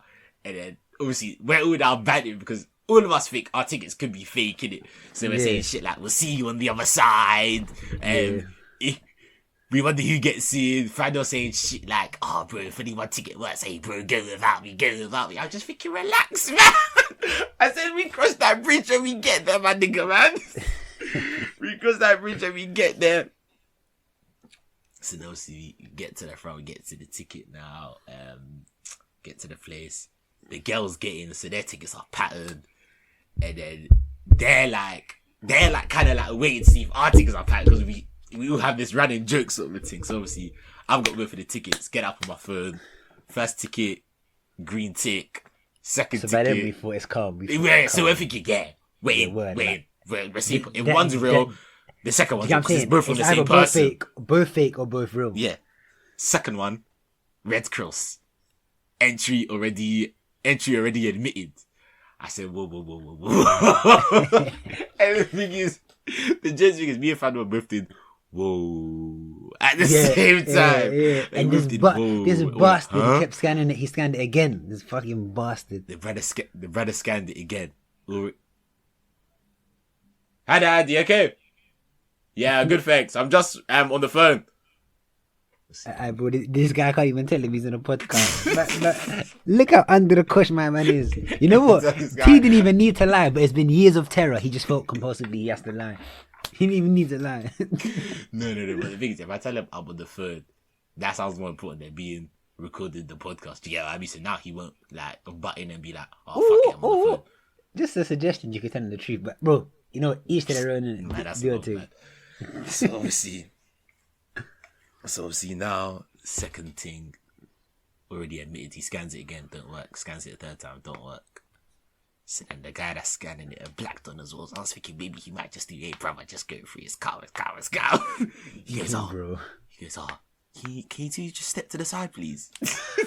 When we heard that, I was like, when we heard that, I said, yeah, it's fuck. I said, listen, I said, let's just pray that the person that we speak to is a woman. We can just try and flirt our way out sort of thing. This guy, man. So obviously, we go, the two guys that are behind us, they've scanned in, and they're like, see you on the other side, lads. They just walk off, they go into Potter. Girls are going into Potter. They did not think we were getting... They forgot about us. They just said, the niggas probably tried and stole that ticket or something, or they robbed it, they did. So then they take us to like, you know the ones where it goes from the people that are wearing high vis tops to the people that are wearing like their own black clothes. So you can tell it's gone from a worker to a manager. So we see, we've gone to like them booths, and then so I'm like to the woman, oh yeah, we have these two tickets. One saying that it's working, one saying it's not working. Can you like just like check just to make sure that like this second ticket is working? Because it's a bit weird how one's working and one isn't. I just try and blag it a bit, just to try and blag a bit. I find out saying to me, T is calm, just go in, go without me, it's calm. I'm thinking, I was on that sacrifice thing. I was like, bro, go enjoy, man. You've been a put up fan for longer than me. Go enjoy. He tried being the hero and taking the bullet. Do you know what I'm saying? I remember you said I've got that complex. You got a savior complex. I got that hero complex. I said, just cool now. Man. We're getting it on pot. So see this lady, she was like, can you not pass me your phone so I can look at the tickets? She looks at the ticket. And then she's like, can you like zoom into the ID at like the top left? You know how like you're not even looking at the ID numbers, you're just looking at the QR code. Like, cause she's zooming in, she's writing down shit. She's got like paper with like bare ID numbers on it, and she's checking and she's ticking stuff. I'm thinking, what the hell is she doing? I'm nervous. We're literally watching it for like 2 minutes. It felt like 20 minutes. So obviously, boom. So now she's like, no. She's like, don't worry, it's all good. And my colleague just basically, he basically just, she says something about how he scanned it. He must have scanned it and then like clicked off it too quickly that he didn't see the green tick like straight away. So when he clicked it again, it had already been admitted.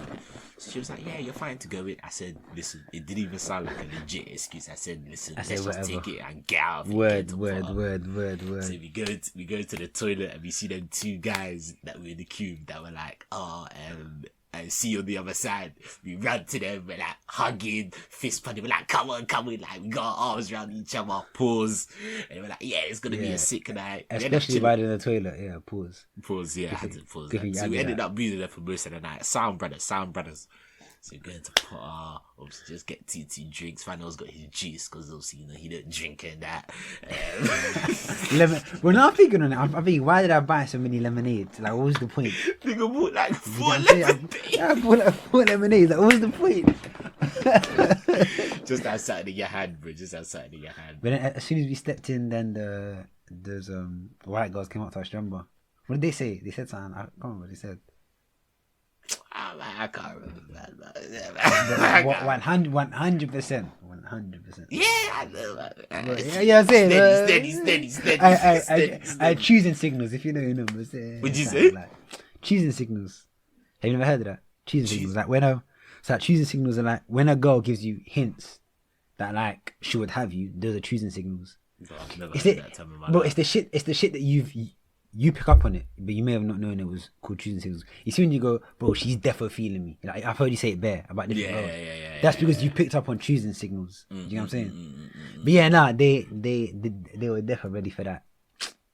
Well, we were just trying to enjoy Potter, man, and have a good time. That's it. Bro, they were trying to enjoy. Black.com. That's what they were jungle people and things there. But obviously, charge it to the game. I look at that. Wait, who was better? Just quickly. Obviously, so we get into Potter now. We're talking. You know what I say? Bro, just quickly say it, bro. No one knows what they look like. This is just between me and you. The smaller one or the taller one? Taller. I thought so too, yeah. So then obviously, we get into the club. Well, not club, but concert. It felt like a club though. It felt like a club for the first bit. DJ Dubs. Yeah, DJ, double he was hard still. DJ Double. And you know the ones, because it's like a real rap concert. The tracks he was warming up was like real rap, like old school grime. Bro, like, man started like off new with, school. what's it? Man started with nines, what's it? CR thing, what you call it? I forgot. I think it's the CR freestyle. I've never heard that in a club, innit? So I remember I looked at T, I was like, bro, you dumb, because I'm a fucking nines bumper. Stan. You probably said Jelmo, like. Huh? Would you ever say nines Jelmo? I can't lie, you probably haven't. You know what's mad? I can't believe I've never thought of that. I might actually do it, you know? I might actually send him a letter. No joke, I might actually send him, because I've got a shirt about him. I've got a hoodie about him. You've got a hoodie about nines? What do you mean you have a hoodie about nines? So, how do I say this? Basically, I'm not going to go too much into it, but I've got a hoodie and it says NOAI in it, and the N in that stands for nines. That's all I'll say. Alright, cool. Yeah. So then we get into DJ's hard. KO warms up for him, and you know there was there when people have like, I didn't even know that this was a thing, but you know in concerts, like if an artist comes out, they'll usually have like a friend or someone that will be like gassing them, like, or like mosh pit, where the mosh pit's at, like, people get lit, or they'll be like, they'll fill the gaps when like the artist wants to take a break just to like get their breath back or something. The guy that KO brought out, bro, that guy was like, hey, everyone get fucking lit. Yo, everyone, you better get lit, yeah. Hey, everyone, hey, where's the mosh pit at? And the way he was saying it, if you didn't get a mosh pit, the guy would do your head in. You know, it's not even a wireless thing where there's thousands of people. There's only about 14 men between you and him. So a man can really jump in a crowd and make you get active. Do you know what I'm saying? Bro, the way he was saying it was aggressive. My guy next to me, I said, listen, you better get this mosh, but he's gonna do your head in, bro. You know what's jokes it, bro? He wasn't even ballied up, but he was so scary. I remember him being ballied up. I don't know why. Nah, he was ballied. Was he ballied up? Yeah, it was ballied. So it must have been the opposite. He was so aggressive, I felt like I'd seen his face. Nah, he bro, was I was shook, bro. So KO this thing, KO was hard. Then Potter came out. I spilled one of my lemonades. I remember Potter came out to Purpose. All you heard was bro. All you heard was, London, are you ready? And everyone was like, yeah. Bro, and then it went black, yeah. And then you know when like them like white lights will come down and then zoom. They'll come from the top, then zoom down. Then all you heard was do. Bro, Purpose was probably my favourite song on the thing as well, so I was mad. I'm still fading. Everyone started screaming. Bro! I was like, how's he coming out to Purpose? He's gonna waste it. He just comes out, bro. It felt like I was in heaven. Bro, that whole thing was just one spiritual journey, bro. I felt like I was in church. Still.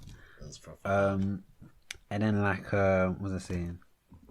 It's like, bro, you just don't need you don't deep how good Training Day 1, 2 and 3 are. Like, it was just non-stop banger. and everyone was just like spewing the words. And then T, do you wanna tell them about your moment of fame? Your other moment of fame. Obviously me and Potter are G's in it, but like with me and Potter are G's in it. Obviously he's just my guy like that, you know what I mean? He's just my guy. That's my guy. So what happened? Nah, so basically, I think I can't remember what the song was, but a song was coming on, and it was that was I wasn't even getting lit like that, bro. I was just singing in it, like, you know, just normal singing, not even jumping up and down like I was in that TikTok video. It was normal singing in it for people that are thinking I'm begging for it. Obviously, I was just singing. I think I was just doing that gun fingers. I'm doing gun fingers to the stage, innit? But then, you know, when artists are walking up and down as they perform, he like walked, and then when he stopped to go the other way, he was like directly in front of me. So obviously I'm singing and I'm doing gun fingers. So we've locked eyes, pause, and then he's done gun fingers back, and he's gone, my G, and then we've done gun fingers to each other. And I'm like, put him, my nigga. I was like, my nigga, put him, fam. It's just cool, man. We're just G's in it. You know how it gets, man. Well, T was so when you're in the industry, you know, so you just know. I'll be real. After T did that, I was trying to catch foot as it didn't work. You're capping. I swear that after that happened, I was like, I want that moment. So bare times I was putting gun fingers up, man's putting up AKs up. Boy, you didn't look at me. Man's putting up machetes, I'm putting up everything, fam. But it was hard. It was sick. And then when he ended with Purple Rain, and then Dave came out with the piano. Oh yeah. You know, I still watch that video now. I even watched it on the way to work, bro. That's like the only. I think that's one of the. I think I only took 2 videos, and that was one of them. Oh, bro, and I'm so happy you got that video from like start to finish.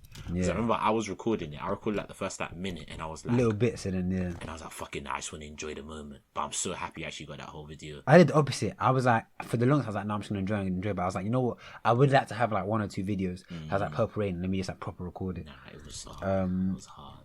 That was sick. I think I even lost my voice after that. That was mad. I remember. Yeah, I lost my voice, and then like 2 or 3 days after, I had a very bad headache and like a very bad sore throat in it, and I like woke up with chills one day in it. So I was gonna. You think you had COVID? I was gonna message you, and I was gonna be like, get a test because I think I have COVID.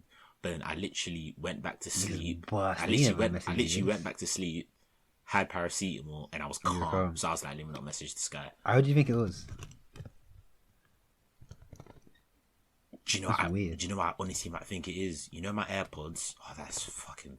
Bro, I left them in Usman's car, I just reminded. You know my AirPods? Yeah. Because I've been used to playing my earphones on max volume because I've had them for so long and they're shit. I've been playing my AirPods like max volume, like whilst I'm working at home, whilst I'm working in the office, and because AirPods are so loud, I think that gave me a headache. I think it gave me a really bad headache. Bro, are you good? Because like you can just turn them down. If you're here going, yeah, they're bare loud. Why not just turn them down? But then, you know, sometimes when it's full volume, you can feel the bass, you can feel the beat. You can hear sometimes when the artist says things in the background. When it's on max volume, I feel as if like when like music ain't on full volume, it's like the music is running away. Like I can't experience it 100%. I always have it on max volume, but I need to stop doing it because if the alternative is like part of your brain is fucking melting, I don't think it's worth it. At least you got a headache. It was bad. I had a fucking bad headache, man. It might have been from your screen time. You know, it might have been a tension headache. I've had them before. I think it was you spent too long in front of a screen. I felt like you might do because of your job as well. I think it was the AirPods thing, and I think the night before I wore like a jumper. I wore like a tracksuit to bed, so I just woke up sweating bare. So I think what, bro? That's the put a paper effect. Really? I'm meant to be in a tracksuit so you could wake up and get straight to jogging. That's bro. I don't know why I just felt bare cold in it, so I just put on a tracksuit and went to bed. Like, you know how you have some tracksuits that you wear around the house.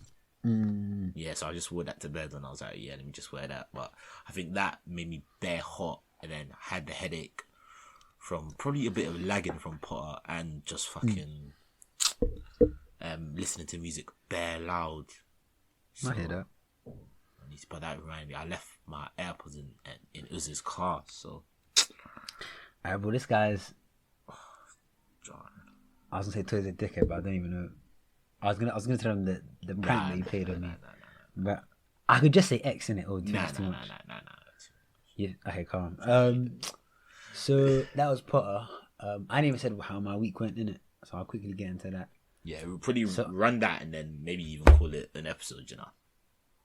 Wait. After that, there's one thing I need to. It's an hour and a half. I can't lie. Yeah, bro, that's calm. These aren't used to like longer ones. Relax, bake off. I know you want to go gym or something after, innit? That's why you're trying to hurry this up. Don't lie. Nah, I'm not trying to hurry anything up. Then relax, bro. Bro, it's 9:30, my nigga. When has that ever bothered you? Actually, to be fair, we did start fucking 7:30, 7:40 because this nigga was in a car giving a nigga slops, bro. So Pause. This guy's taking I was in traffic. Yeah, more time to fucking give slops, bro. So then, I'm gonna say, so on Thursday I bunned for like the first time in like 6 months. I swear. That's what I was gonna say, yeah. Oh shit! It got to like. Your life's been falling apart recently. A lie? I knew he was gonna say that. Nuts. Smoking. Nuts. You know it's jokes. One of our listeners was like to me, they were considering like going clean and everything, and then they heard last week that I nut, and they were like, what's the point then? Say swear. Yeah, they were like they heard me speaking about like going clean on everything. They were gonna try it, but then they heard me nut, and they were like, they were disappointed. I was like, I can't lie. I can't lie. I don't know who you are. You're just an addict that was looking for a reason not to do it. I'm so sorry if I know you, if I don't know you. You're just an addict looking for a reason not to do it. That's funny. You do know that. So then, what's it? So on Thursday, I've gone to link one of my guys in it, and we've gone to one park. It's quite late, and like I link these men all the time, and when they're bunning, I just say no. They've got used to me saying no, innit? So they just don't even ask you. Yeah. So he's smoking now, and I've gone, yo, bro, pass it. He's like, What made you say swing the zubi my way? I just felt like it had been like 6 months or something. I think it was maybe just like a week under. I was like, you know what?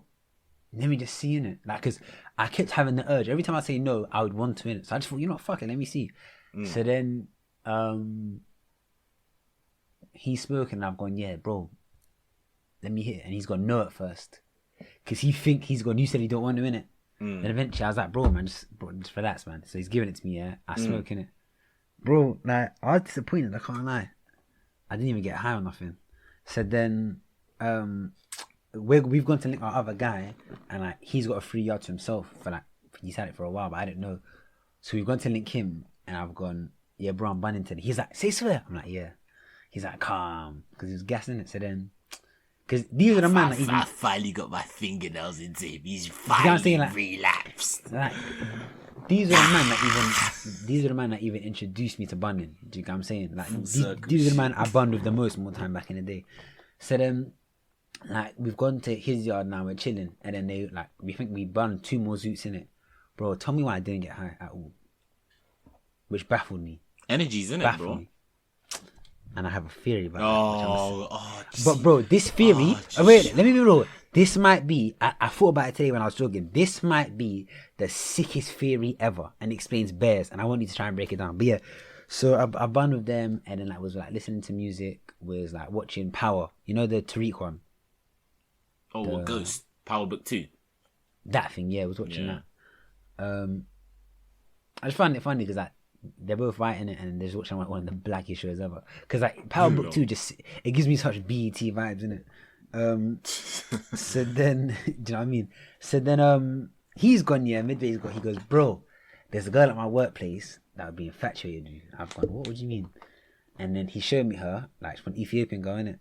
And she's bad still. Is he white? Is he white? He's right, but then he goes, I can't lie, he's just showing you her because you're both Ethiopians, bro. No, bro, I can't lie. And he's saying, you two this guy, just because you're both Ethiopians. This guy has been like my childhood best friend from Dado, innit? So he knows me, innit? And he's gone, this is what I love. Man goes, and she's got a body that you're like. That means she's ticking it. Do you know what I'm saying? Like, him saying that. And then he goes, I think she'll be infatuated with me. I was like, wait, why? He goes, bro, she wants to go and teach in Africa, innit? And he's told her about the yoga shit I'm doing to kids, innit? So now she's like curious to meet me, innit? So I was like, yeah, see, no, line up, innit? I'll come visit my work and see what she's saying, but she looks bad. And she speaks the mother tongue, innit? So if I go on a date with her, I'll wear the heels. But And why you can would hear do that? But because why I'm a would man of my words. No, I'm but a why- man of my words. But why would you do? Why would you jeopardize yourself? It's calm, bro. I'm that cool. I'm that nigga. So I'm gonna do that. I'm gonna do You know that. this. You know this is someone that doesn't even know you. So if you pull up to Winnie's first, she's just gonna think that's what you do on a regular, bro. Not that you're just doing it for fun. This is what you do on a regular. But it's too late. I've said it now. It's recorded, so I'm gonna do Say no it. more. Even if this could potentially be the love of my life, I'm gonna do it. Say no more. So then, actually, if this is the love of my life, she'll see through it. But anyway, so Oh yeah, because love is. come on. Skyfish So is then, the movies, fam. Hope so it's then, romantic. Where's that got you? Single. Damn. Oh, okay. And that's even deep. That was- If that T was let me deep, say nah. if T let me say that was deep. what he did before the episode started, you know why that's. No, that's deep. That's deep. I apologize. And let me, That was cool. They won't know, bro. They won't know who the person is. I can just say, Bro, there's no need, bro. There's no need. because I can't lie, it's hilarious. But anyway, so that was Thursday. I think I stayed there till like 1-2 a.m. Then Friday I was calm. Then Saturday, Sunday I had that yoga teaching thing because I missed it last week because I was at Wireless in it. Is it every week? Nah. So this 2 weeks, it was the past 2 weeks, but then from now on it's once every month. Oh, as in you're still learning to be a teacher, right? Yeah, and bro, it was 9 to 5, man. So I didn't know this in it because I couldn't find the thing. Training. So, yeah. So then Fuck, I've that's now all Saturday gone. imagine I've messaged Candace like late the day before. I'm like, yo, and then she replies at like 9:30, 9:40 something, and I go, Saying, what time where does it are start? No, she replies going, yo, I've gone, what time does it start? Because I can't find the timetable. Because I'd seen the timetable before because I knew that I knew I had it that day, but I couldn't find it again to see the time.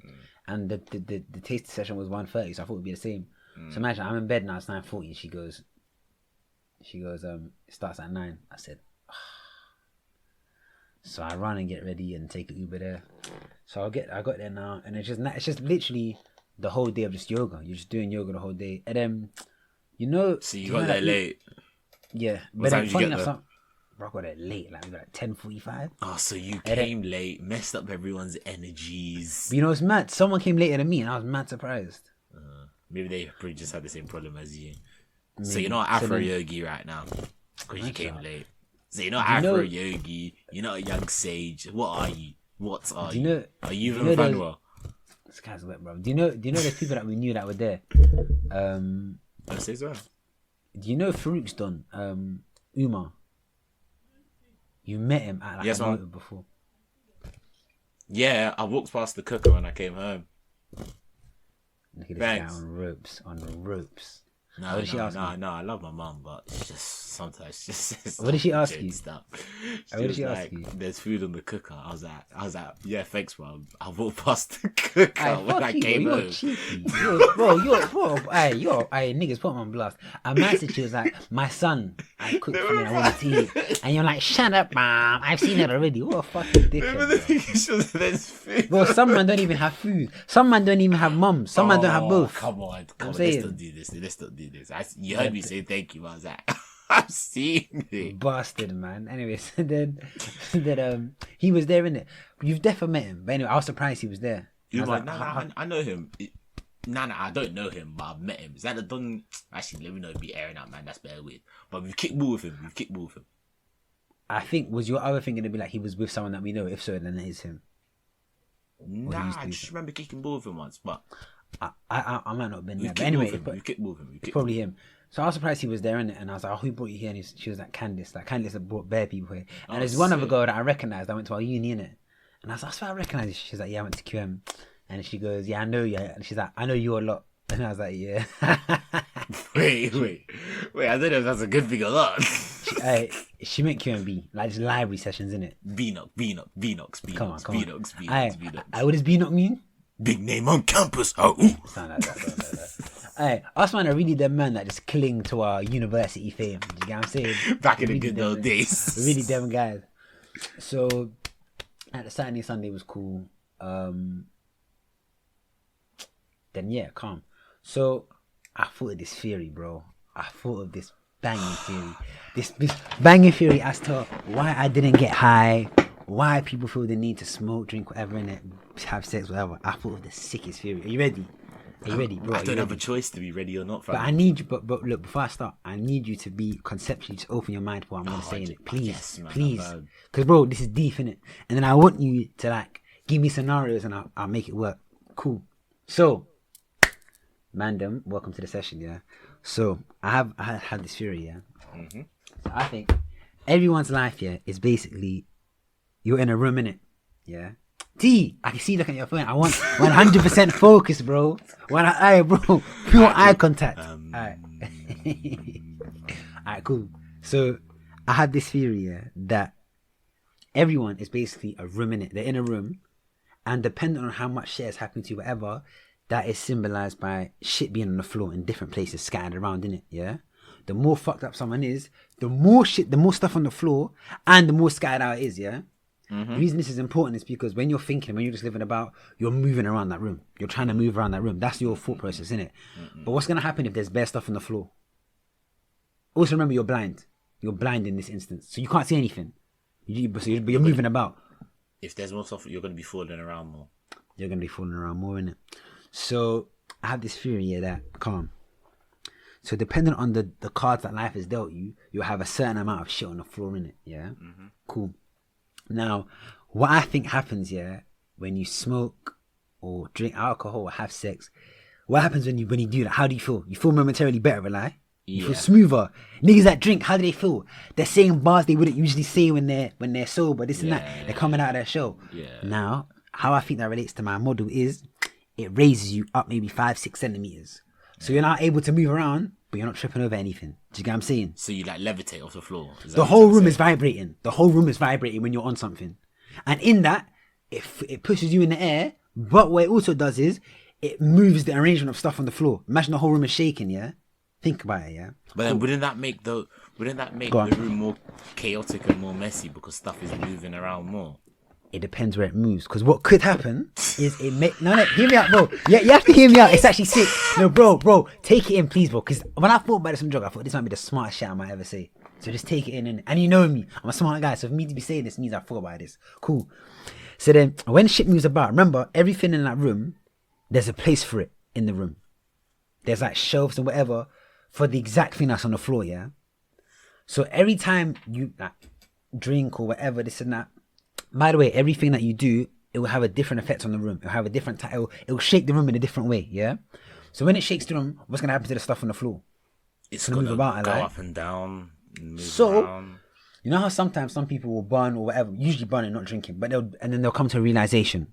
You've seen that, like they'll burn and they'll be like, oh, is that why I do that thing? Right, they'll have one high revelation. What's happened there in my model is that stuff has moved around the room randomly because of the vibrations, but then it's moved closer to where it's meant to be. Do you get what I'm saying? So if there was a shelf, let's say there's a shelf where a certain knick-knack is meant to go. In the vibration of the room floating about, it's now moved there. Do you get what I'm saying? So now it's close to where it's meant to be, and that symbolizes you going, raw. Is that why I do that thing? And every time you come to a realization, that's you basically picking that thing off the floor and putting it up somewhere. Yeah? And the course of life is you just basically moving around this room blind, and when you become aware of an issue and you go, like, you've had girls and people that have said this to you be like, oh, I'm aware of this but I'm trying to work on it, yeah? You've heard that, right? Mm-hmm. So them saying they're aware of something means they found an object and they know what it is. Yep. But the healing bit is finding its place in the room on the right shelf. Yep. And you know how sometimes certain men will think they know why a thing happens, but they then later realize that they were wrong. What they've done is they've identified something. They put it in the wrong cheeky bastard. They put it. No, bro, this thing is sick. So imagine. So I get it. I agree with. And I've just started. I like the metaphor. Cool. But where are you going with this? Bro, I can go wherever you want to go with it. So then, look. So then, remember what I said. The key thing is because you have to think. So if a person's room is messy, because you have to think, why do people keep drinking? It's because, as you said, yeah, bro, I need you to be serious, my bro. I'm dropping pure knowledge. I was so proud of this theory, yeah. Hear me out, man. But listen, why do people keep on drinking? So then my thought was this, yeah. So imagine if you're just going around the room and you keep falling over, and also the speed at which you think dictates how fast you're moving around the room. So you know when they say ignorance is bliss, yeah? I think two things are happening. It either means they're stuck in a certain circle where it's clear, but because they're stuck in that circle, they think they're bare confident, they think they know themselves, but they've never actually explored the room. So the room actually has bare shit around it, but if you stay in one corner and that corner seems to be clean, what are you going to think? That the room's clean. Exactly. But then, and the way that, bro, this is hard. The way it comes out, yeah, is okay, cool. So see you, yeah, I'm going to use an example because I haven't thought about this, yeah, cool. God. So I feel like you've had a calm upbringing, this, that, right. I feel like your room, it's just like, there's some scattered around, but it's calm. And also, I think the stuff that's scattered around is in one area. So in your normal walking life, you're fairly calm. But let's say you, like, do you know where bare man shit will start to come out when they get into relationships? When they're being pushed into other parts of the room that they don't usually go in. And then they see there's some stuff there. Do you get what I'm saying? Mm-hmm. So like, what I started deep and I was like, cool. So why do people keep drinking, smoking, whatever? It's because these things allow you to raise up a certain centimeters above the ground, so it feels like you can move around the room smoother. That's why certain men are able to be more confident when they're yacked, because they can now have access to a part of the room they wouldn't usually get to because they'd be stumbling about with the other shit. Do you know what I'm saying? Bro, this is actually such a sick theory. Bro, I'm still agreeing with you. Keep on going. I'm still agreeing. So then, like, what happens is, yeah, cool. So with weed or whatever, but mostly weed, not alcohol, but weed can serve you up until a certain point, yeah. So with weed, what happens is, I feel like with alcohol, it's more of a bash vibration. The room is going nuts. That's why niggas move crazy on alcohol. Do you know what I'm saying? Whereas I feel like weed is more of a,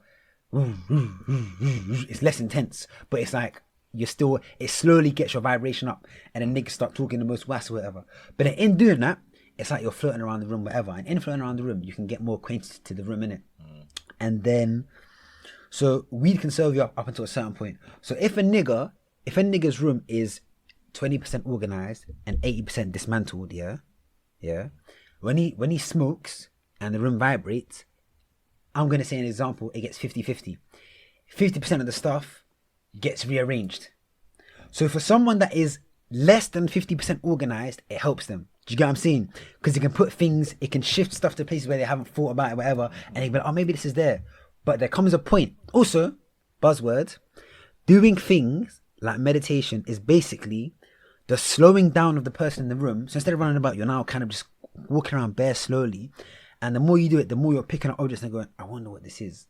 And then slowly you're healing yourself and putting them back onto the shelf, innit? And the more solid that belief is, the more solid the stick, as in the more solid it sticks on the shelf. Mm-hmm.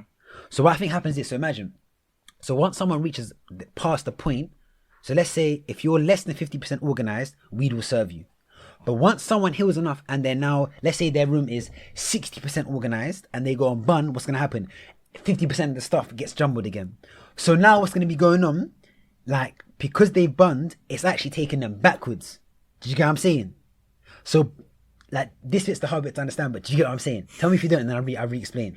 Like, explain that. So basically, yeah, so weed, yeah, it will serve people up until a certain point. So if your room is less than 50% organized, weed will help. Because it scatters things in a way where you won't be, if you're less than 50% organized, you don't lose out on anything. It's just a rearrangement of the room. Some stuff falls down, whatever, and it allows you to look at things again. Whereas if someone is like 60% or 70% organized, bunning no longer helps them. If anything, it scatters them more than it would have had they not done it. And also, I think, yeah, when someone's meditating or doing stuff that you're slowly vibrating the room. Because deep it, if you could, like, you see how some man can, like, after like 20 years of meditation, they're able to vibrate their room at will. If niggas was able to do that, do you don't think? Believe that, but carry on. No, but as in, so they're able to induce mad states. Like, this is this scientific thing. Like, they put brain like trackers on people, yeah, and it'll be a thing where at will they'll be like think of love or whatever.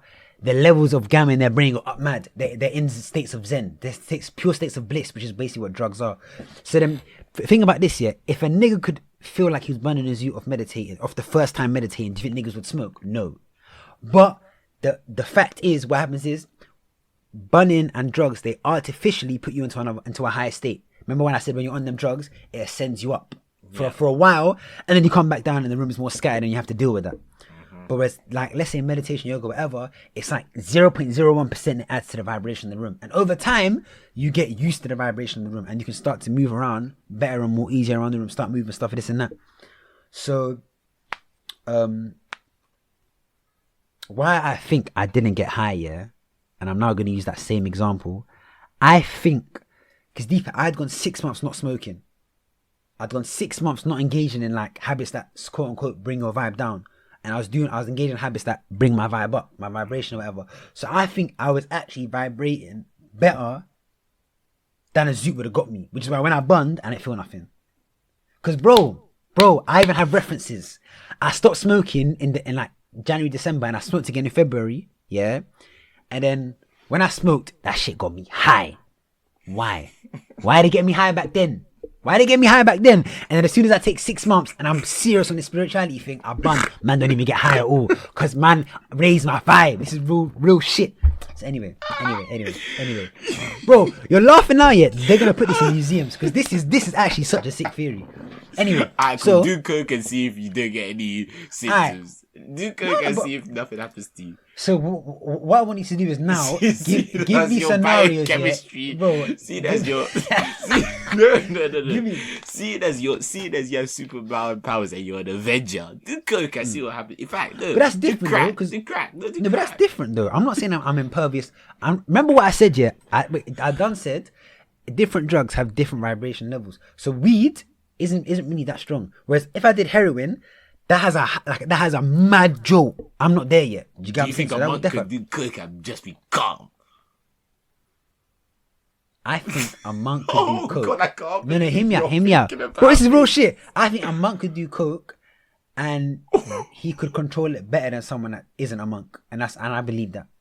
Just over. Because bro, these men are able to fucking drill their head and not feel it and walk on fire. Do you see what I'm saying? Clearly stuff isn't normal. They've got a mad... drill their heads. Is there a video of this? I'll send it to you. It's a real thing, nigga. It's a documentary. Like they'll do these feats of pain to show how much control they have over their body. It's mad. Anyway, so let me think. So yeah, so then you have to think, yeah, why are there some people that drink every day non-stop? It's because their room is too scattered. There's too much stuff on the ground. And every time they're sober, it's just shit. So like, you falling over stuff symbolizes you having thoughts like, oh my God, I'm this, I'm that, just feeling bad. That's what falling down feels like. And then you have, so there's two types of people that drink in it. You have the types of people that, so you see with you, I thought about this. You fall more into the category of you don't need to drink. It's more, you get bored, so you want the vibration, if that makes sense. You want the room to shake a bit sometimes because you're bored. If someone drinks because they're bored, doesn't that make them an alcoholic? Isn't that a bit like... I think no. There's bored. That's borderline. There's levels to it because everyone drinks because they're bored. Because deeper, the reason someone drinks is to get into a state different to the one they're in, one that they think is more fun than their current state. Therefore, they drink. Sure, everyone drinks. But when you say everyone drinks because of that reason, you make it sound like You make it sound like someone. No, but then that's why you drink because deeper. Thinking, right, I'm bored. Let me just go get drink and get drunk. No, but I'm saying because when you look at the prospect of a night out in your brain and in most people's brain, it goes, this night would be more fun, would be less boring if I drink. True or false? That's why niggas drink, a lie. Yeah, that's why niggas drink. I think it's the context of the way you're using boring, isn't it? But regardless of the context, that's why niggas are doing it. They're doing it because the prospect of alcohol to them makes the night look more fun. True or false? Yeah, but otherwise they wouldn't do it. But more fun doesn't mean the night. How do you put it then? How do you put it? Do you get what I mean? But it's the same thing. A night can be more fun, but before making it more fun, that doesn't necessarily mean that the night was going to be boring. Do you get what I mean? No, but I'm saying people are banking on that, otherwise they wouldn't drink. Do you get what I'm saying? Yeah, I hear you, but if you're taking something from a 7 to a 9, that's not necessarily saying it was going to be boring because it was going to be 7. 7 out of 10 is like good. You're just taking it from like good to excellent. So answer me this, yeah. 7 out of 10 is pretty high, yeah? Yeah, I would say it's above average. So it's pretty high, cool. So when's the last time you went to a motive where people were drinking and you didn't drink? Because I don't think the difference is 2. I think it's a lot bigger than that. Do you see what I'm saying? You can't even think of one, right? I can't lie. Be real. Most of the time, if people are drinking around me, I'll drink. I'm just that sort of person. Okay. And then, when's the last time you went to a motive? Okay, cool. No, you just answered that. So then, bro, if the difference was really 7 to 9 and it was just 2 points, 2 measly points, that means some of the times you wouldn't drink. So what? I'm gonna go out on a limb and say, no, I don't think it's 7 to 9. Maybe it's about 4 or 5 to 9. If we're being realistic. You think so? You see what I'm saying? Yeah. Otherwise, you wouldn't spend that dosh to drink. You see what I'm saying? But then at the same time, it's like maybe one is the social construct, and maybe it's two. But it's like if you're around people that are drinking, it's like if you drink and you're out with people that drink, most of the time you're going to be drinking as well, just because you're out with people that are drinking and you're in a setting where people are drinking. I hear that. So then, like, do you know? I also think you fall into the case of people where you naturally have quite a high vibe. Do you see what I'm saying? Like the Toye drunk and Toye sober, there isn't much of a difference. That also is a way to tell what a nigga's room looks like. So if a nigga changes and a different guy when he's drunk, that means that his room is quite scattered. Do you know what I'm saying? Whereas if a nigga is just himself with a bit more fun, it just like for you, yeah. For example, yeah, I'll give you an example because we've said this on the show before. So I feel like, in my personal opinion, from being friends with Toye, I think his room's like fairly clean in the places that are fundamental in the way a person thinks. You know what I'm saying? Whereas then, for example, do you remember the episode where we were like, we're like asking each other, we're getting at each other, but it was like things that we like things that we think are good and then bad traits of each other. Someone was NCT, yeah? So for example, NCT in that room is in one corner of the room, there's some stuff there, some stuff that's scattered. So when you're pushed into a situation that because in your normal day to day, you're not in NCT situations, a lie, you're not. It's only when you're, maybe it's like back in the day when it's to do with a girl, whatever, you're pushed into that corner of the room. And then that's when you trip up. And those trip ups are the NCT. Do you know what I'm saying? Yeah. So then the issue is, yeah, there's 2 reasons niggas will never ever work on their room. One, you have niggas like you who say that again. Sorry, I didn't hear that. You have two reasons why niggas won't work on their room. Yeah, niggas like you where the room is like mostly clean, so there isn't like a mad like incentive. Exactly, and your room's a type of clean where as you age, you'll naturally be forced into situations where you have to clean that stuff. Do you know what I'm saying? Whereas some people have parts of the room that are dirty in a sense where they won't naturally fix it. They have to unnaturally force themselves to fix it. Do you know what I'm saying? So then, to round off, yeah, I think what happens is, yeah. Also, bro, this theory's so hard. The cleaner your room is, the faster you can start to move around the room. The faster you can move around the room, the better you can think and the more connections you can make. Do you know what I'm saying? Do you know what I'm saying? But yeah, and I think the final thing about this whole thing is, I feel like, so you see how I said, what did I say that things like alcohol and but mostly like weed and shit like that, what do they do to the room? They move stuff around. They vibrate the room, yeah. And then what happens to you? You go up, you elevate. You kind of, you're floating a bit. So my theory is, yeah, I think niggas that are like fucking doing all this spiritual shit and getting enlightened, they keep on a day-to-day basis slowly rising up till they're above all the shit on the floor. And then I think the next stage is ascending to the room upstairs. You hear what I'm saying? But as a model, I want niggas to hear this and deep it and think calm. Like, how scattered is my room? How much shit is in my room? And the more negative habits you engage in, the more shit you're putting on the floor, if you think about it like that. And then, so like, self-inflection through like journaling, this and that, meditating, whatever, that's you just kind of like slowing it down a bit instead of just running, because people are just like man them that overthink are running around the room bare, but then because there's bare shit on the floor, what's going to keep happening? They're going to keep what? If they're running around bare quick and there's hella shit on the floor, what's going to happen? They're going to fall. They're gonna fall, and then that's them having these negative thinking patterns and blah blah blah. So niggas, what these niggas need to do is slow down. Whether it be through self-inflection, even exercise is one. Anything that just gets you to focus for a bit, then you can slowly start to traverse through the room and like on a Stevie Wonder vibe, just feel things out. Like, what That's is this? so cheeky. But it's true. Like wait, what is this? And then like the more you touch something, the more like touches you give of it, you can start to decipher what it is and then be like, I think this belongs in that part of the room, you know? And then you start making connections on other stuff and be like, well, because of this and that. And then slowly you start arranging your room. And then when match happens in your life, the room shakes. Let's say someone dies, the room shakes. Let's say something peak happens, the room shakes. Do you know what I'm saying?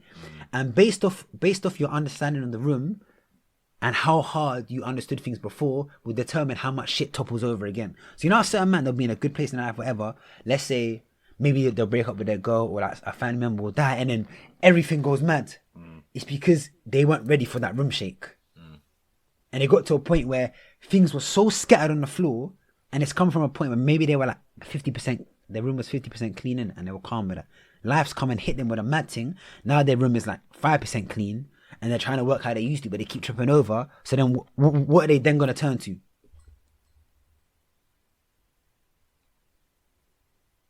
Drugs.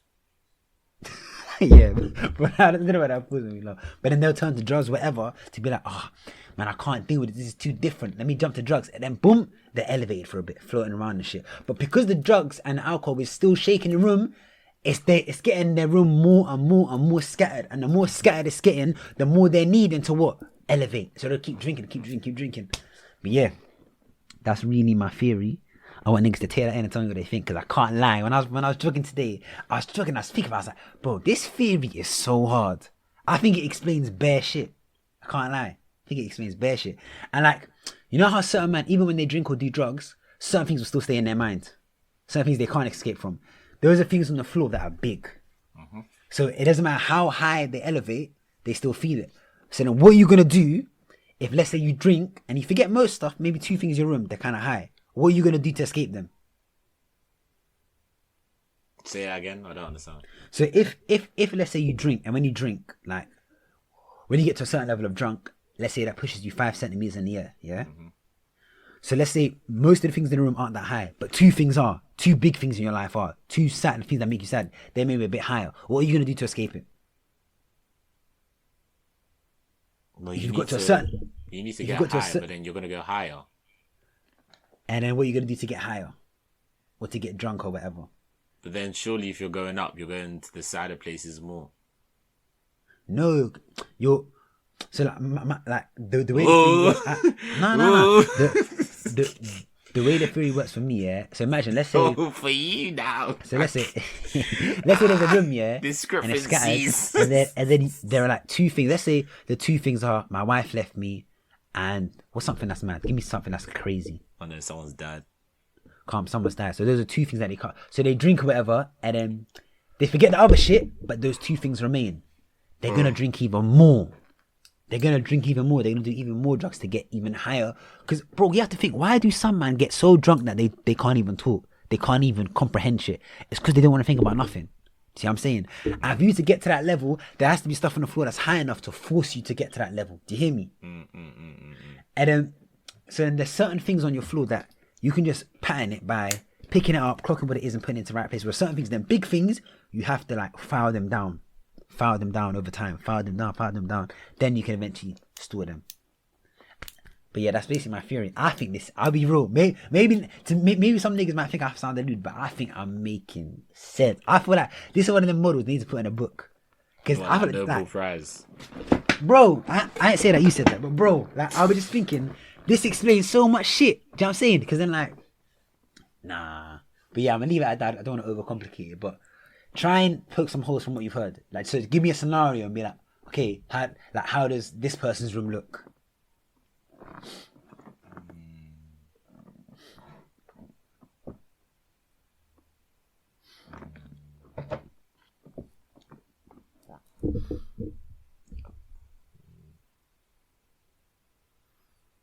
What someone that's depressed? What does their room look like?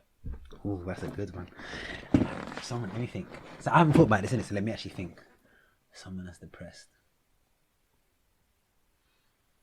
This nigga's just freestyling his theory as he goes.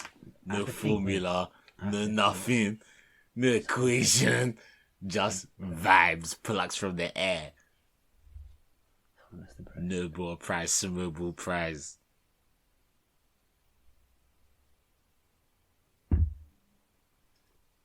Do you know what I think? Go on. Oh, okay, this is a cool one. Okay, so obviously I'm freestyling here, yeah? Mm-hmm. I think with someone that's depressed, they don't necessarily have a lot of stuff on the ground. Mm-hmm. But the things that, let's say they have 4 things or 4 ideas or 4 thoughts they have, I think they become so wide that they block them in a certain part of the room. Do you know what I'm saying? They block a what, sorry? So like, let's say they have 4 things that are kind of wide, not tall, but just wide, innit? Yeah, and they're arranged in such a way that they're kind of trapped in a small part of the room.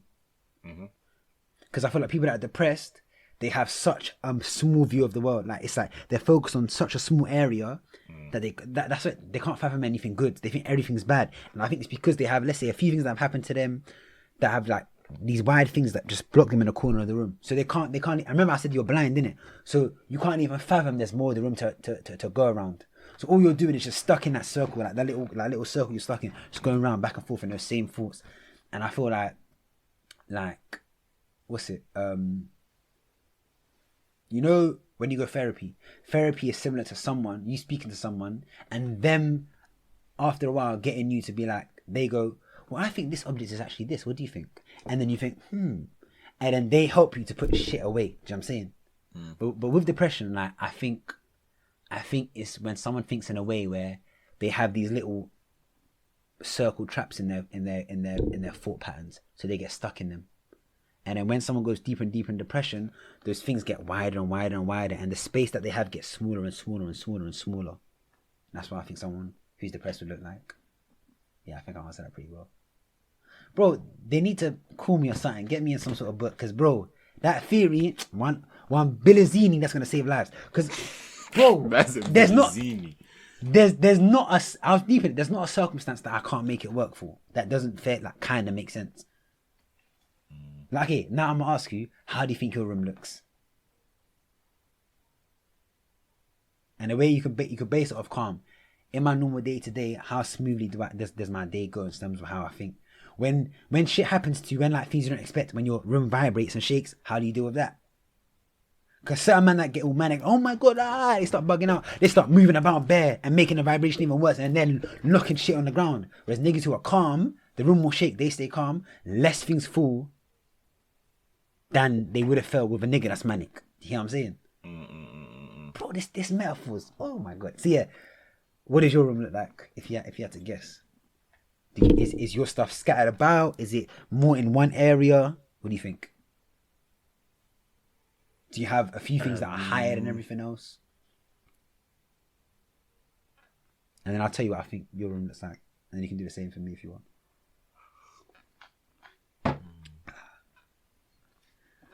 This nigga was saying, bro, man, we need to hurry up and close up. And then I came with this theory. Now niggas,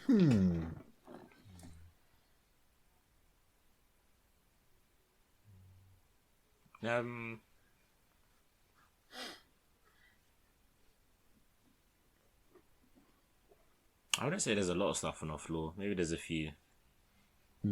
There's stuff on the floor. Stuff falls down, but pretty good at picking it up. How, like, percentage-wise, how covered is your floor, do you think?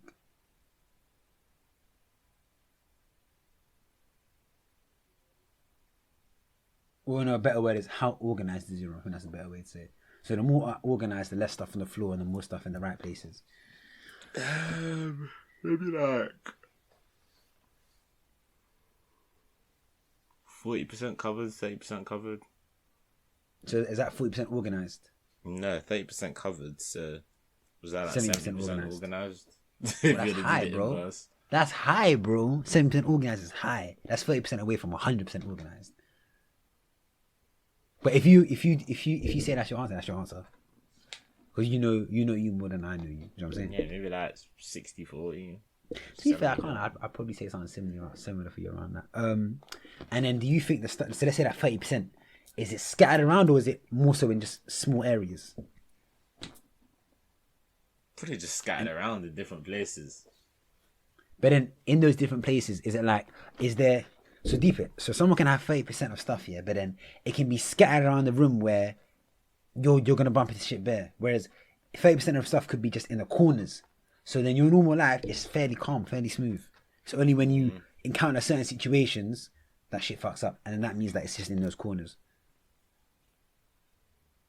Maybe in Me corners. personally, yeah, I can't lie. I don't think your room is very scattered. From what I've seen, cause I feel like I know you fairly well. I don't think your room is very scattered. You seem like one, you seem too calm for that, and like just how I've seen you deal with stuff, and then like Yeah. do you know what? I think Yeah. the reason why, so then if someone had to Yeah, I've tell got me, it. I was gonna ask something. Yes, I was like, so you see when you drink or do stuff, I think it's more I feel like because you're not really an overthinker, so I feel like you're just in your room going like just fairly like slow, just going around.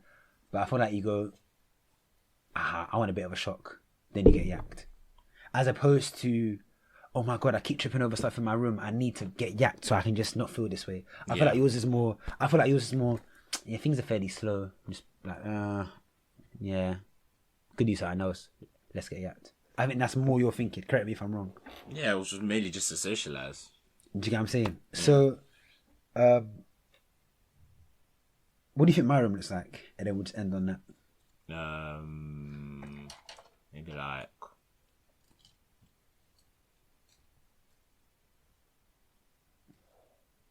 I don't know. I think sometimes you can stress a little bit easily too much. I agree. You can stress unnecessarily sometimes. I agree. So I think generally it's probably like organized, but you have moments where it's like, oh my god, it's so fucking messy. So When it's actually not that messy, but because you think it's so messy, it actually gets messy. oh, that's hard. So then, do you think in the moments I think it's very messy, I start moving about bare, like bugging out, and then kind of make it messier than it is? Like a kid that's like starts jumping up and down Because they're the bugging room's like actually tantrum. clean, and then them panicking actually makes it messy. So T has just touched on perception, but bro, tell me this thing don't work, bro. No, this I like it's the, sick. I like the it's metaphor, a cool feeling. I like the metaphor for the room, but I'm not sold on the part where you're saying, oh, I don't get high because I'm already at a level where I'm already high, so it doesn't affect me being. You know what I think high. it is? I don't. I just think that's a load of bullshit. I hear that. I think it's bullshit. I think, bro, because remember I said you getting high, you doing anything, it elevates you a certain level off the ground, innit?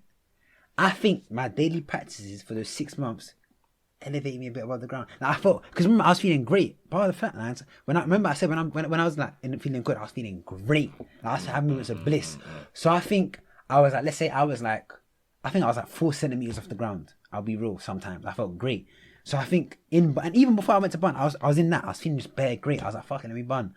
And I feel like what bunning did, let's say bunning brings you 3 centimeters off the ground, yeah. So because I was 4, I didn't really feel that high. But the room was still vibrating. But I didn't really feel that high. Because I was high.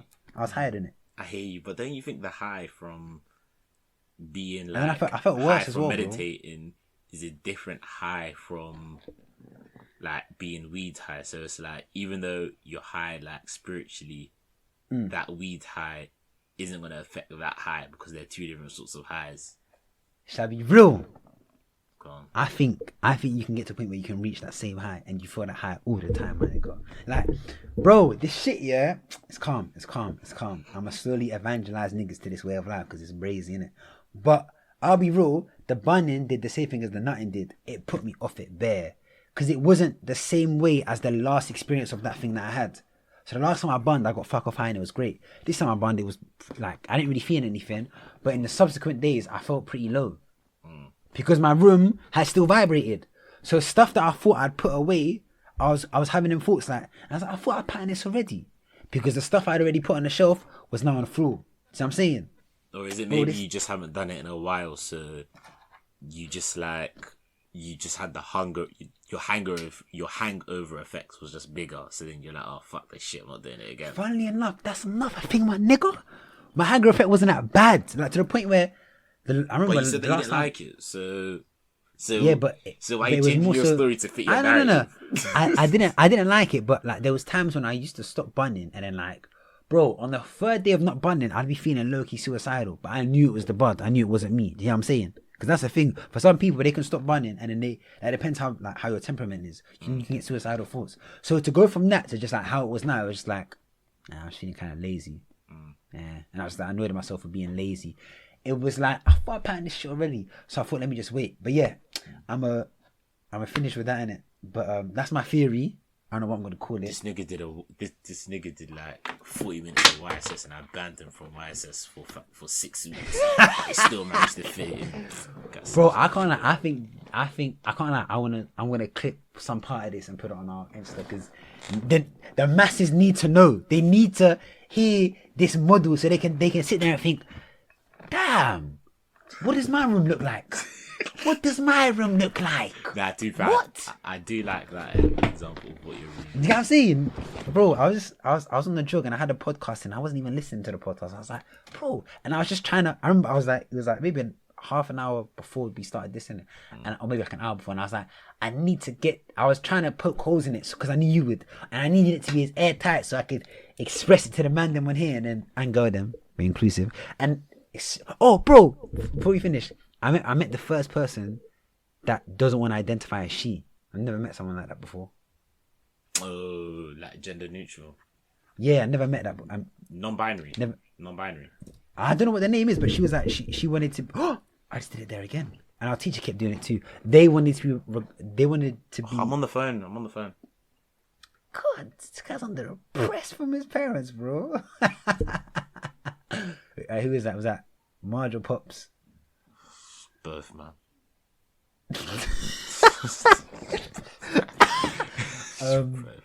Yeah, I'll just round off in it, but she was like, oh my God, I did it again. They were like, they want to be referred to as they or them. Yeah. I'm pretty sure it's non-binary because I was watching Sex Education like literally on my way home. Season 3, I started it came out. It's decent still. That show's hard. Yeah, non-binary is an umbrella term for people whose gender identity doesn't sit comfortably with man or woman. Yeah, so I'm pretty sure that's what you're saying. They wouldn't be referred to as them. I said to her, I was like, oh my God, I did it again. I said to them, it's hard, you know. I said to them, when did you know that you didn't want to be referred to as she? And she was like, it's something I've kind of always known. And then I started hanging around with people that would call themselves that. And then she liked the idea. And then she started explicitly asking for people to do it to them as well. And when I say them, I mean that one person. I don't mean her friends. This is where it gets confusing because you don't know. When I want to say they or them, and I'm just talking about one person, it gets complicated. But those are their pronouns, innit? So I'll use that. But yeah, make a new pronoun or something.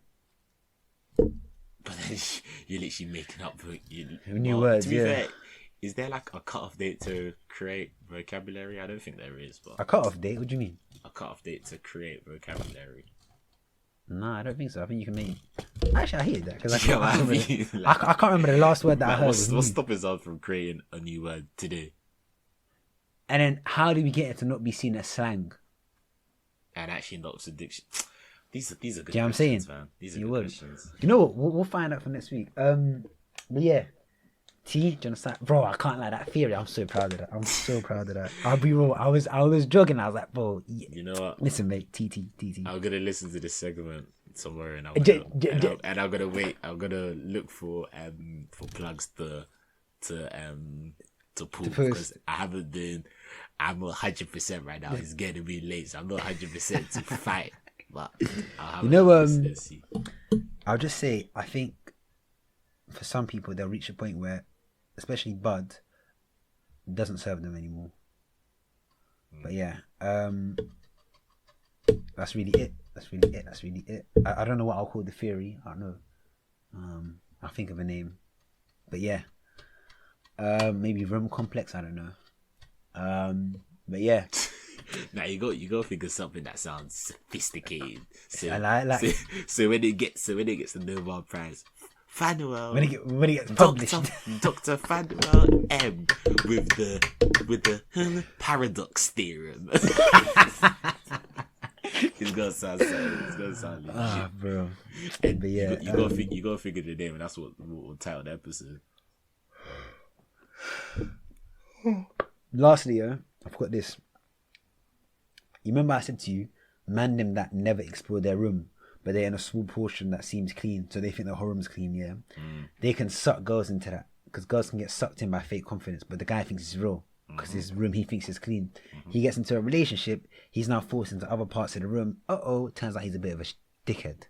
Because there's actually bare shit scattered around the room. But he lived this, when he was single, he lived it in that little circle. Do you know what I'm saying? Don't you think that works both ways? I hear what you're saying. I hear what you're saying that happens with Oh, men. no. Don't you think that works? No. It's genderless. But I'm just using as an example, like a man in this instance. But it can be both ways. But like someone ignorant, I mean, ignorance is bliss basically means someone is in a circle of the room where they don't move out of that circle. Do you know what I'm saying? So they think their room is calm. And then in a relationship or whatever, they're forced to go in other parts of the room and it turns out there's bare like shit around the room. And then that ends up in them being toxic or whatever. But yeah, that's it. That's all I wanted to add. I'm done now. No more additions. I hope the committee now can take that and just do what they want and think about whether I deserve the award or not, innit? But yeah, YT. My young G, sign us off, man. As I say every week, when the young sage speaks, we listen. We listen. Even though he's banned, even though he's on a ban right now, I don't know how he managed to swindle like 40 minutes of fucking young sage. But he found a way, but it's his podcast, so he can do what the fuck he wants. It's his podcast, but yeah, man, it's been a good episode. It's good to be back. Well, we never left, but we left the Spotify, YouTube, Instagram servers, even though we still recorded. It's just in the archives. Maybe we'll sell that for like 10,000. And no one said anything. Did no one message me? Did anyone message you? No, funny enough, someone actually, no. Why am I saying someone? It was Candice. Candice messaged me about episode like 21. Bro, same. She's the only person that listens to us, bro. Like, you know what I'm saying? Because these are the times you think, okay, let's see if the listeners are coming out when you don't give them that product. No one came out, bro. Nah, bro, they just got a tester from another podcast. The one that you gotta say 180 followers. That one. Man.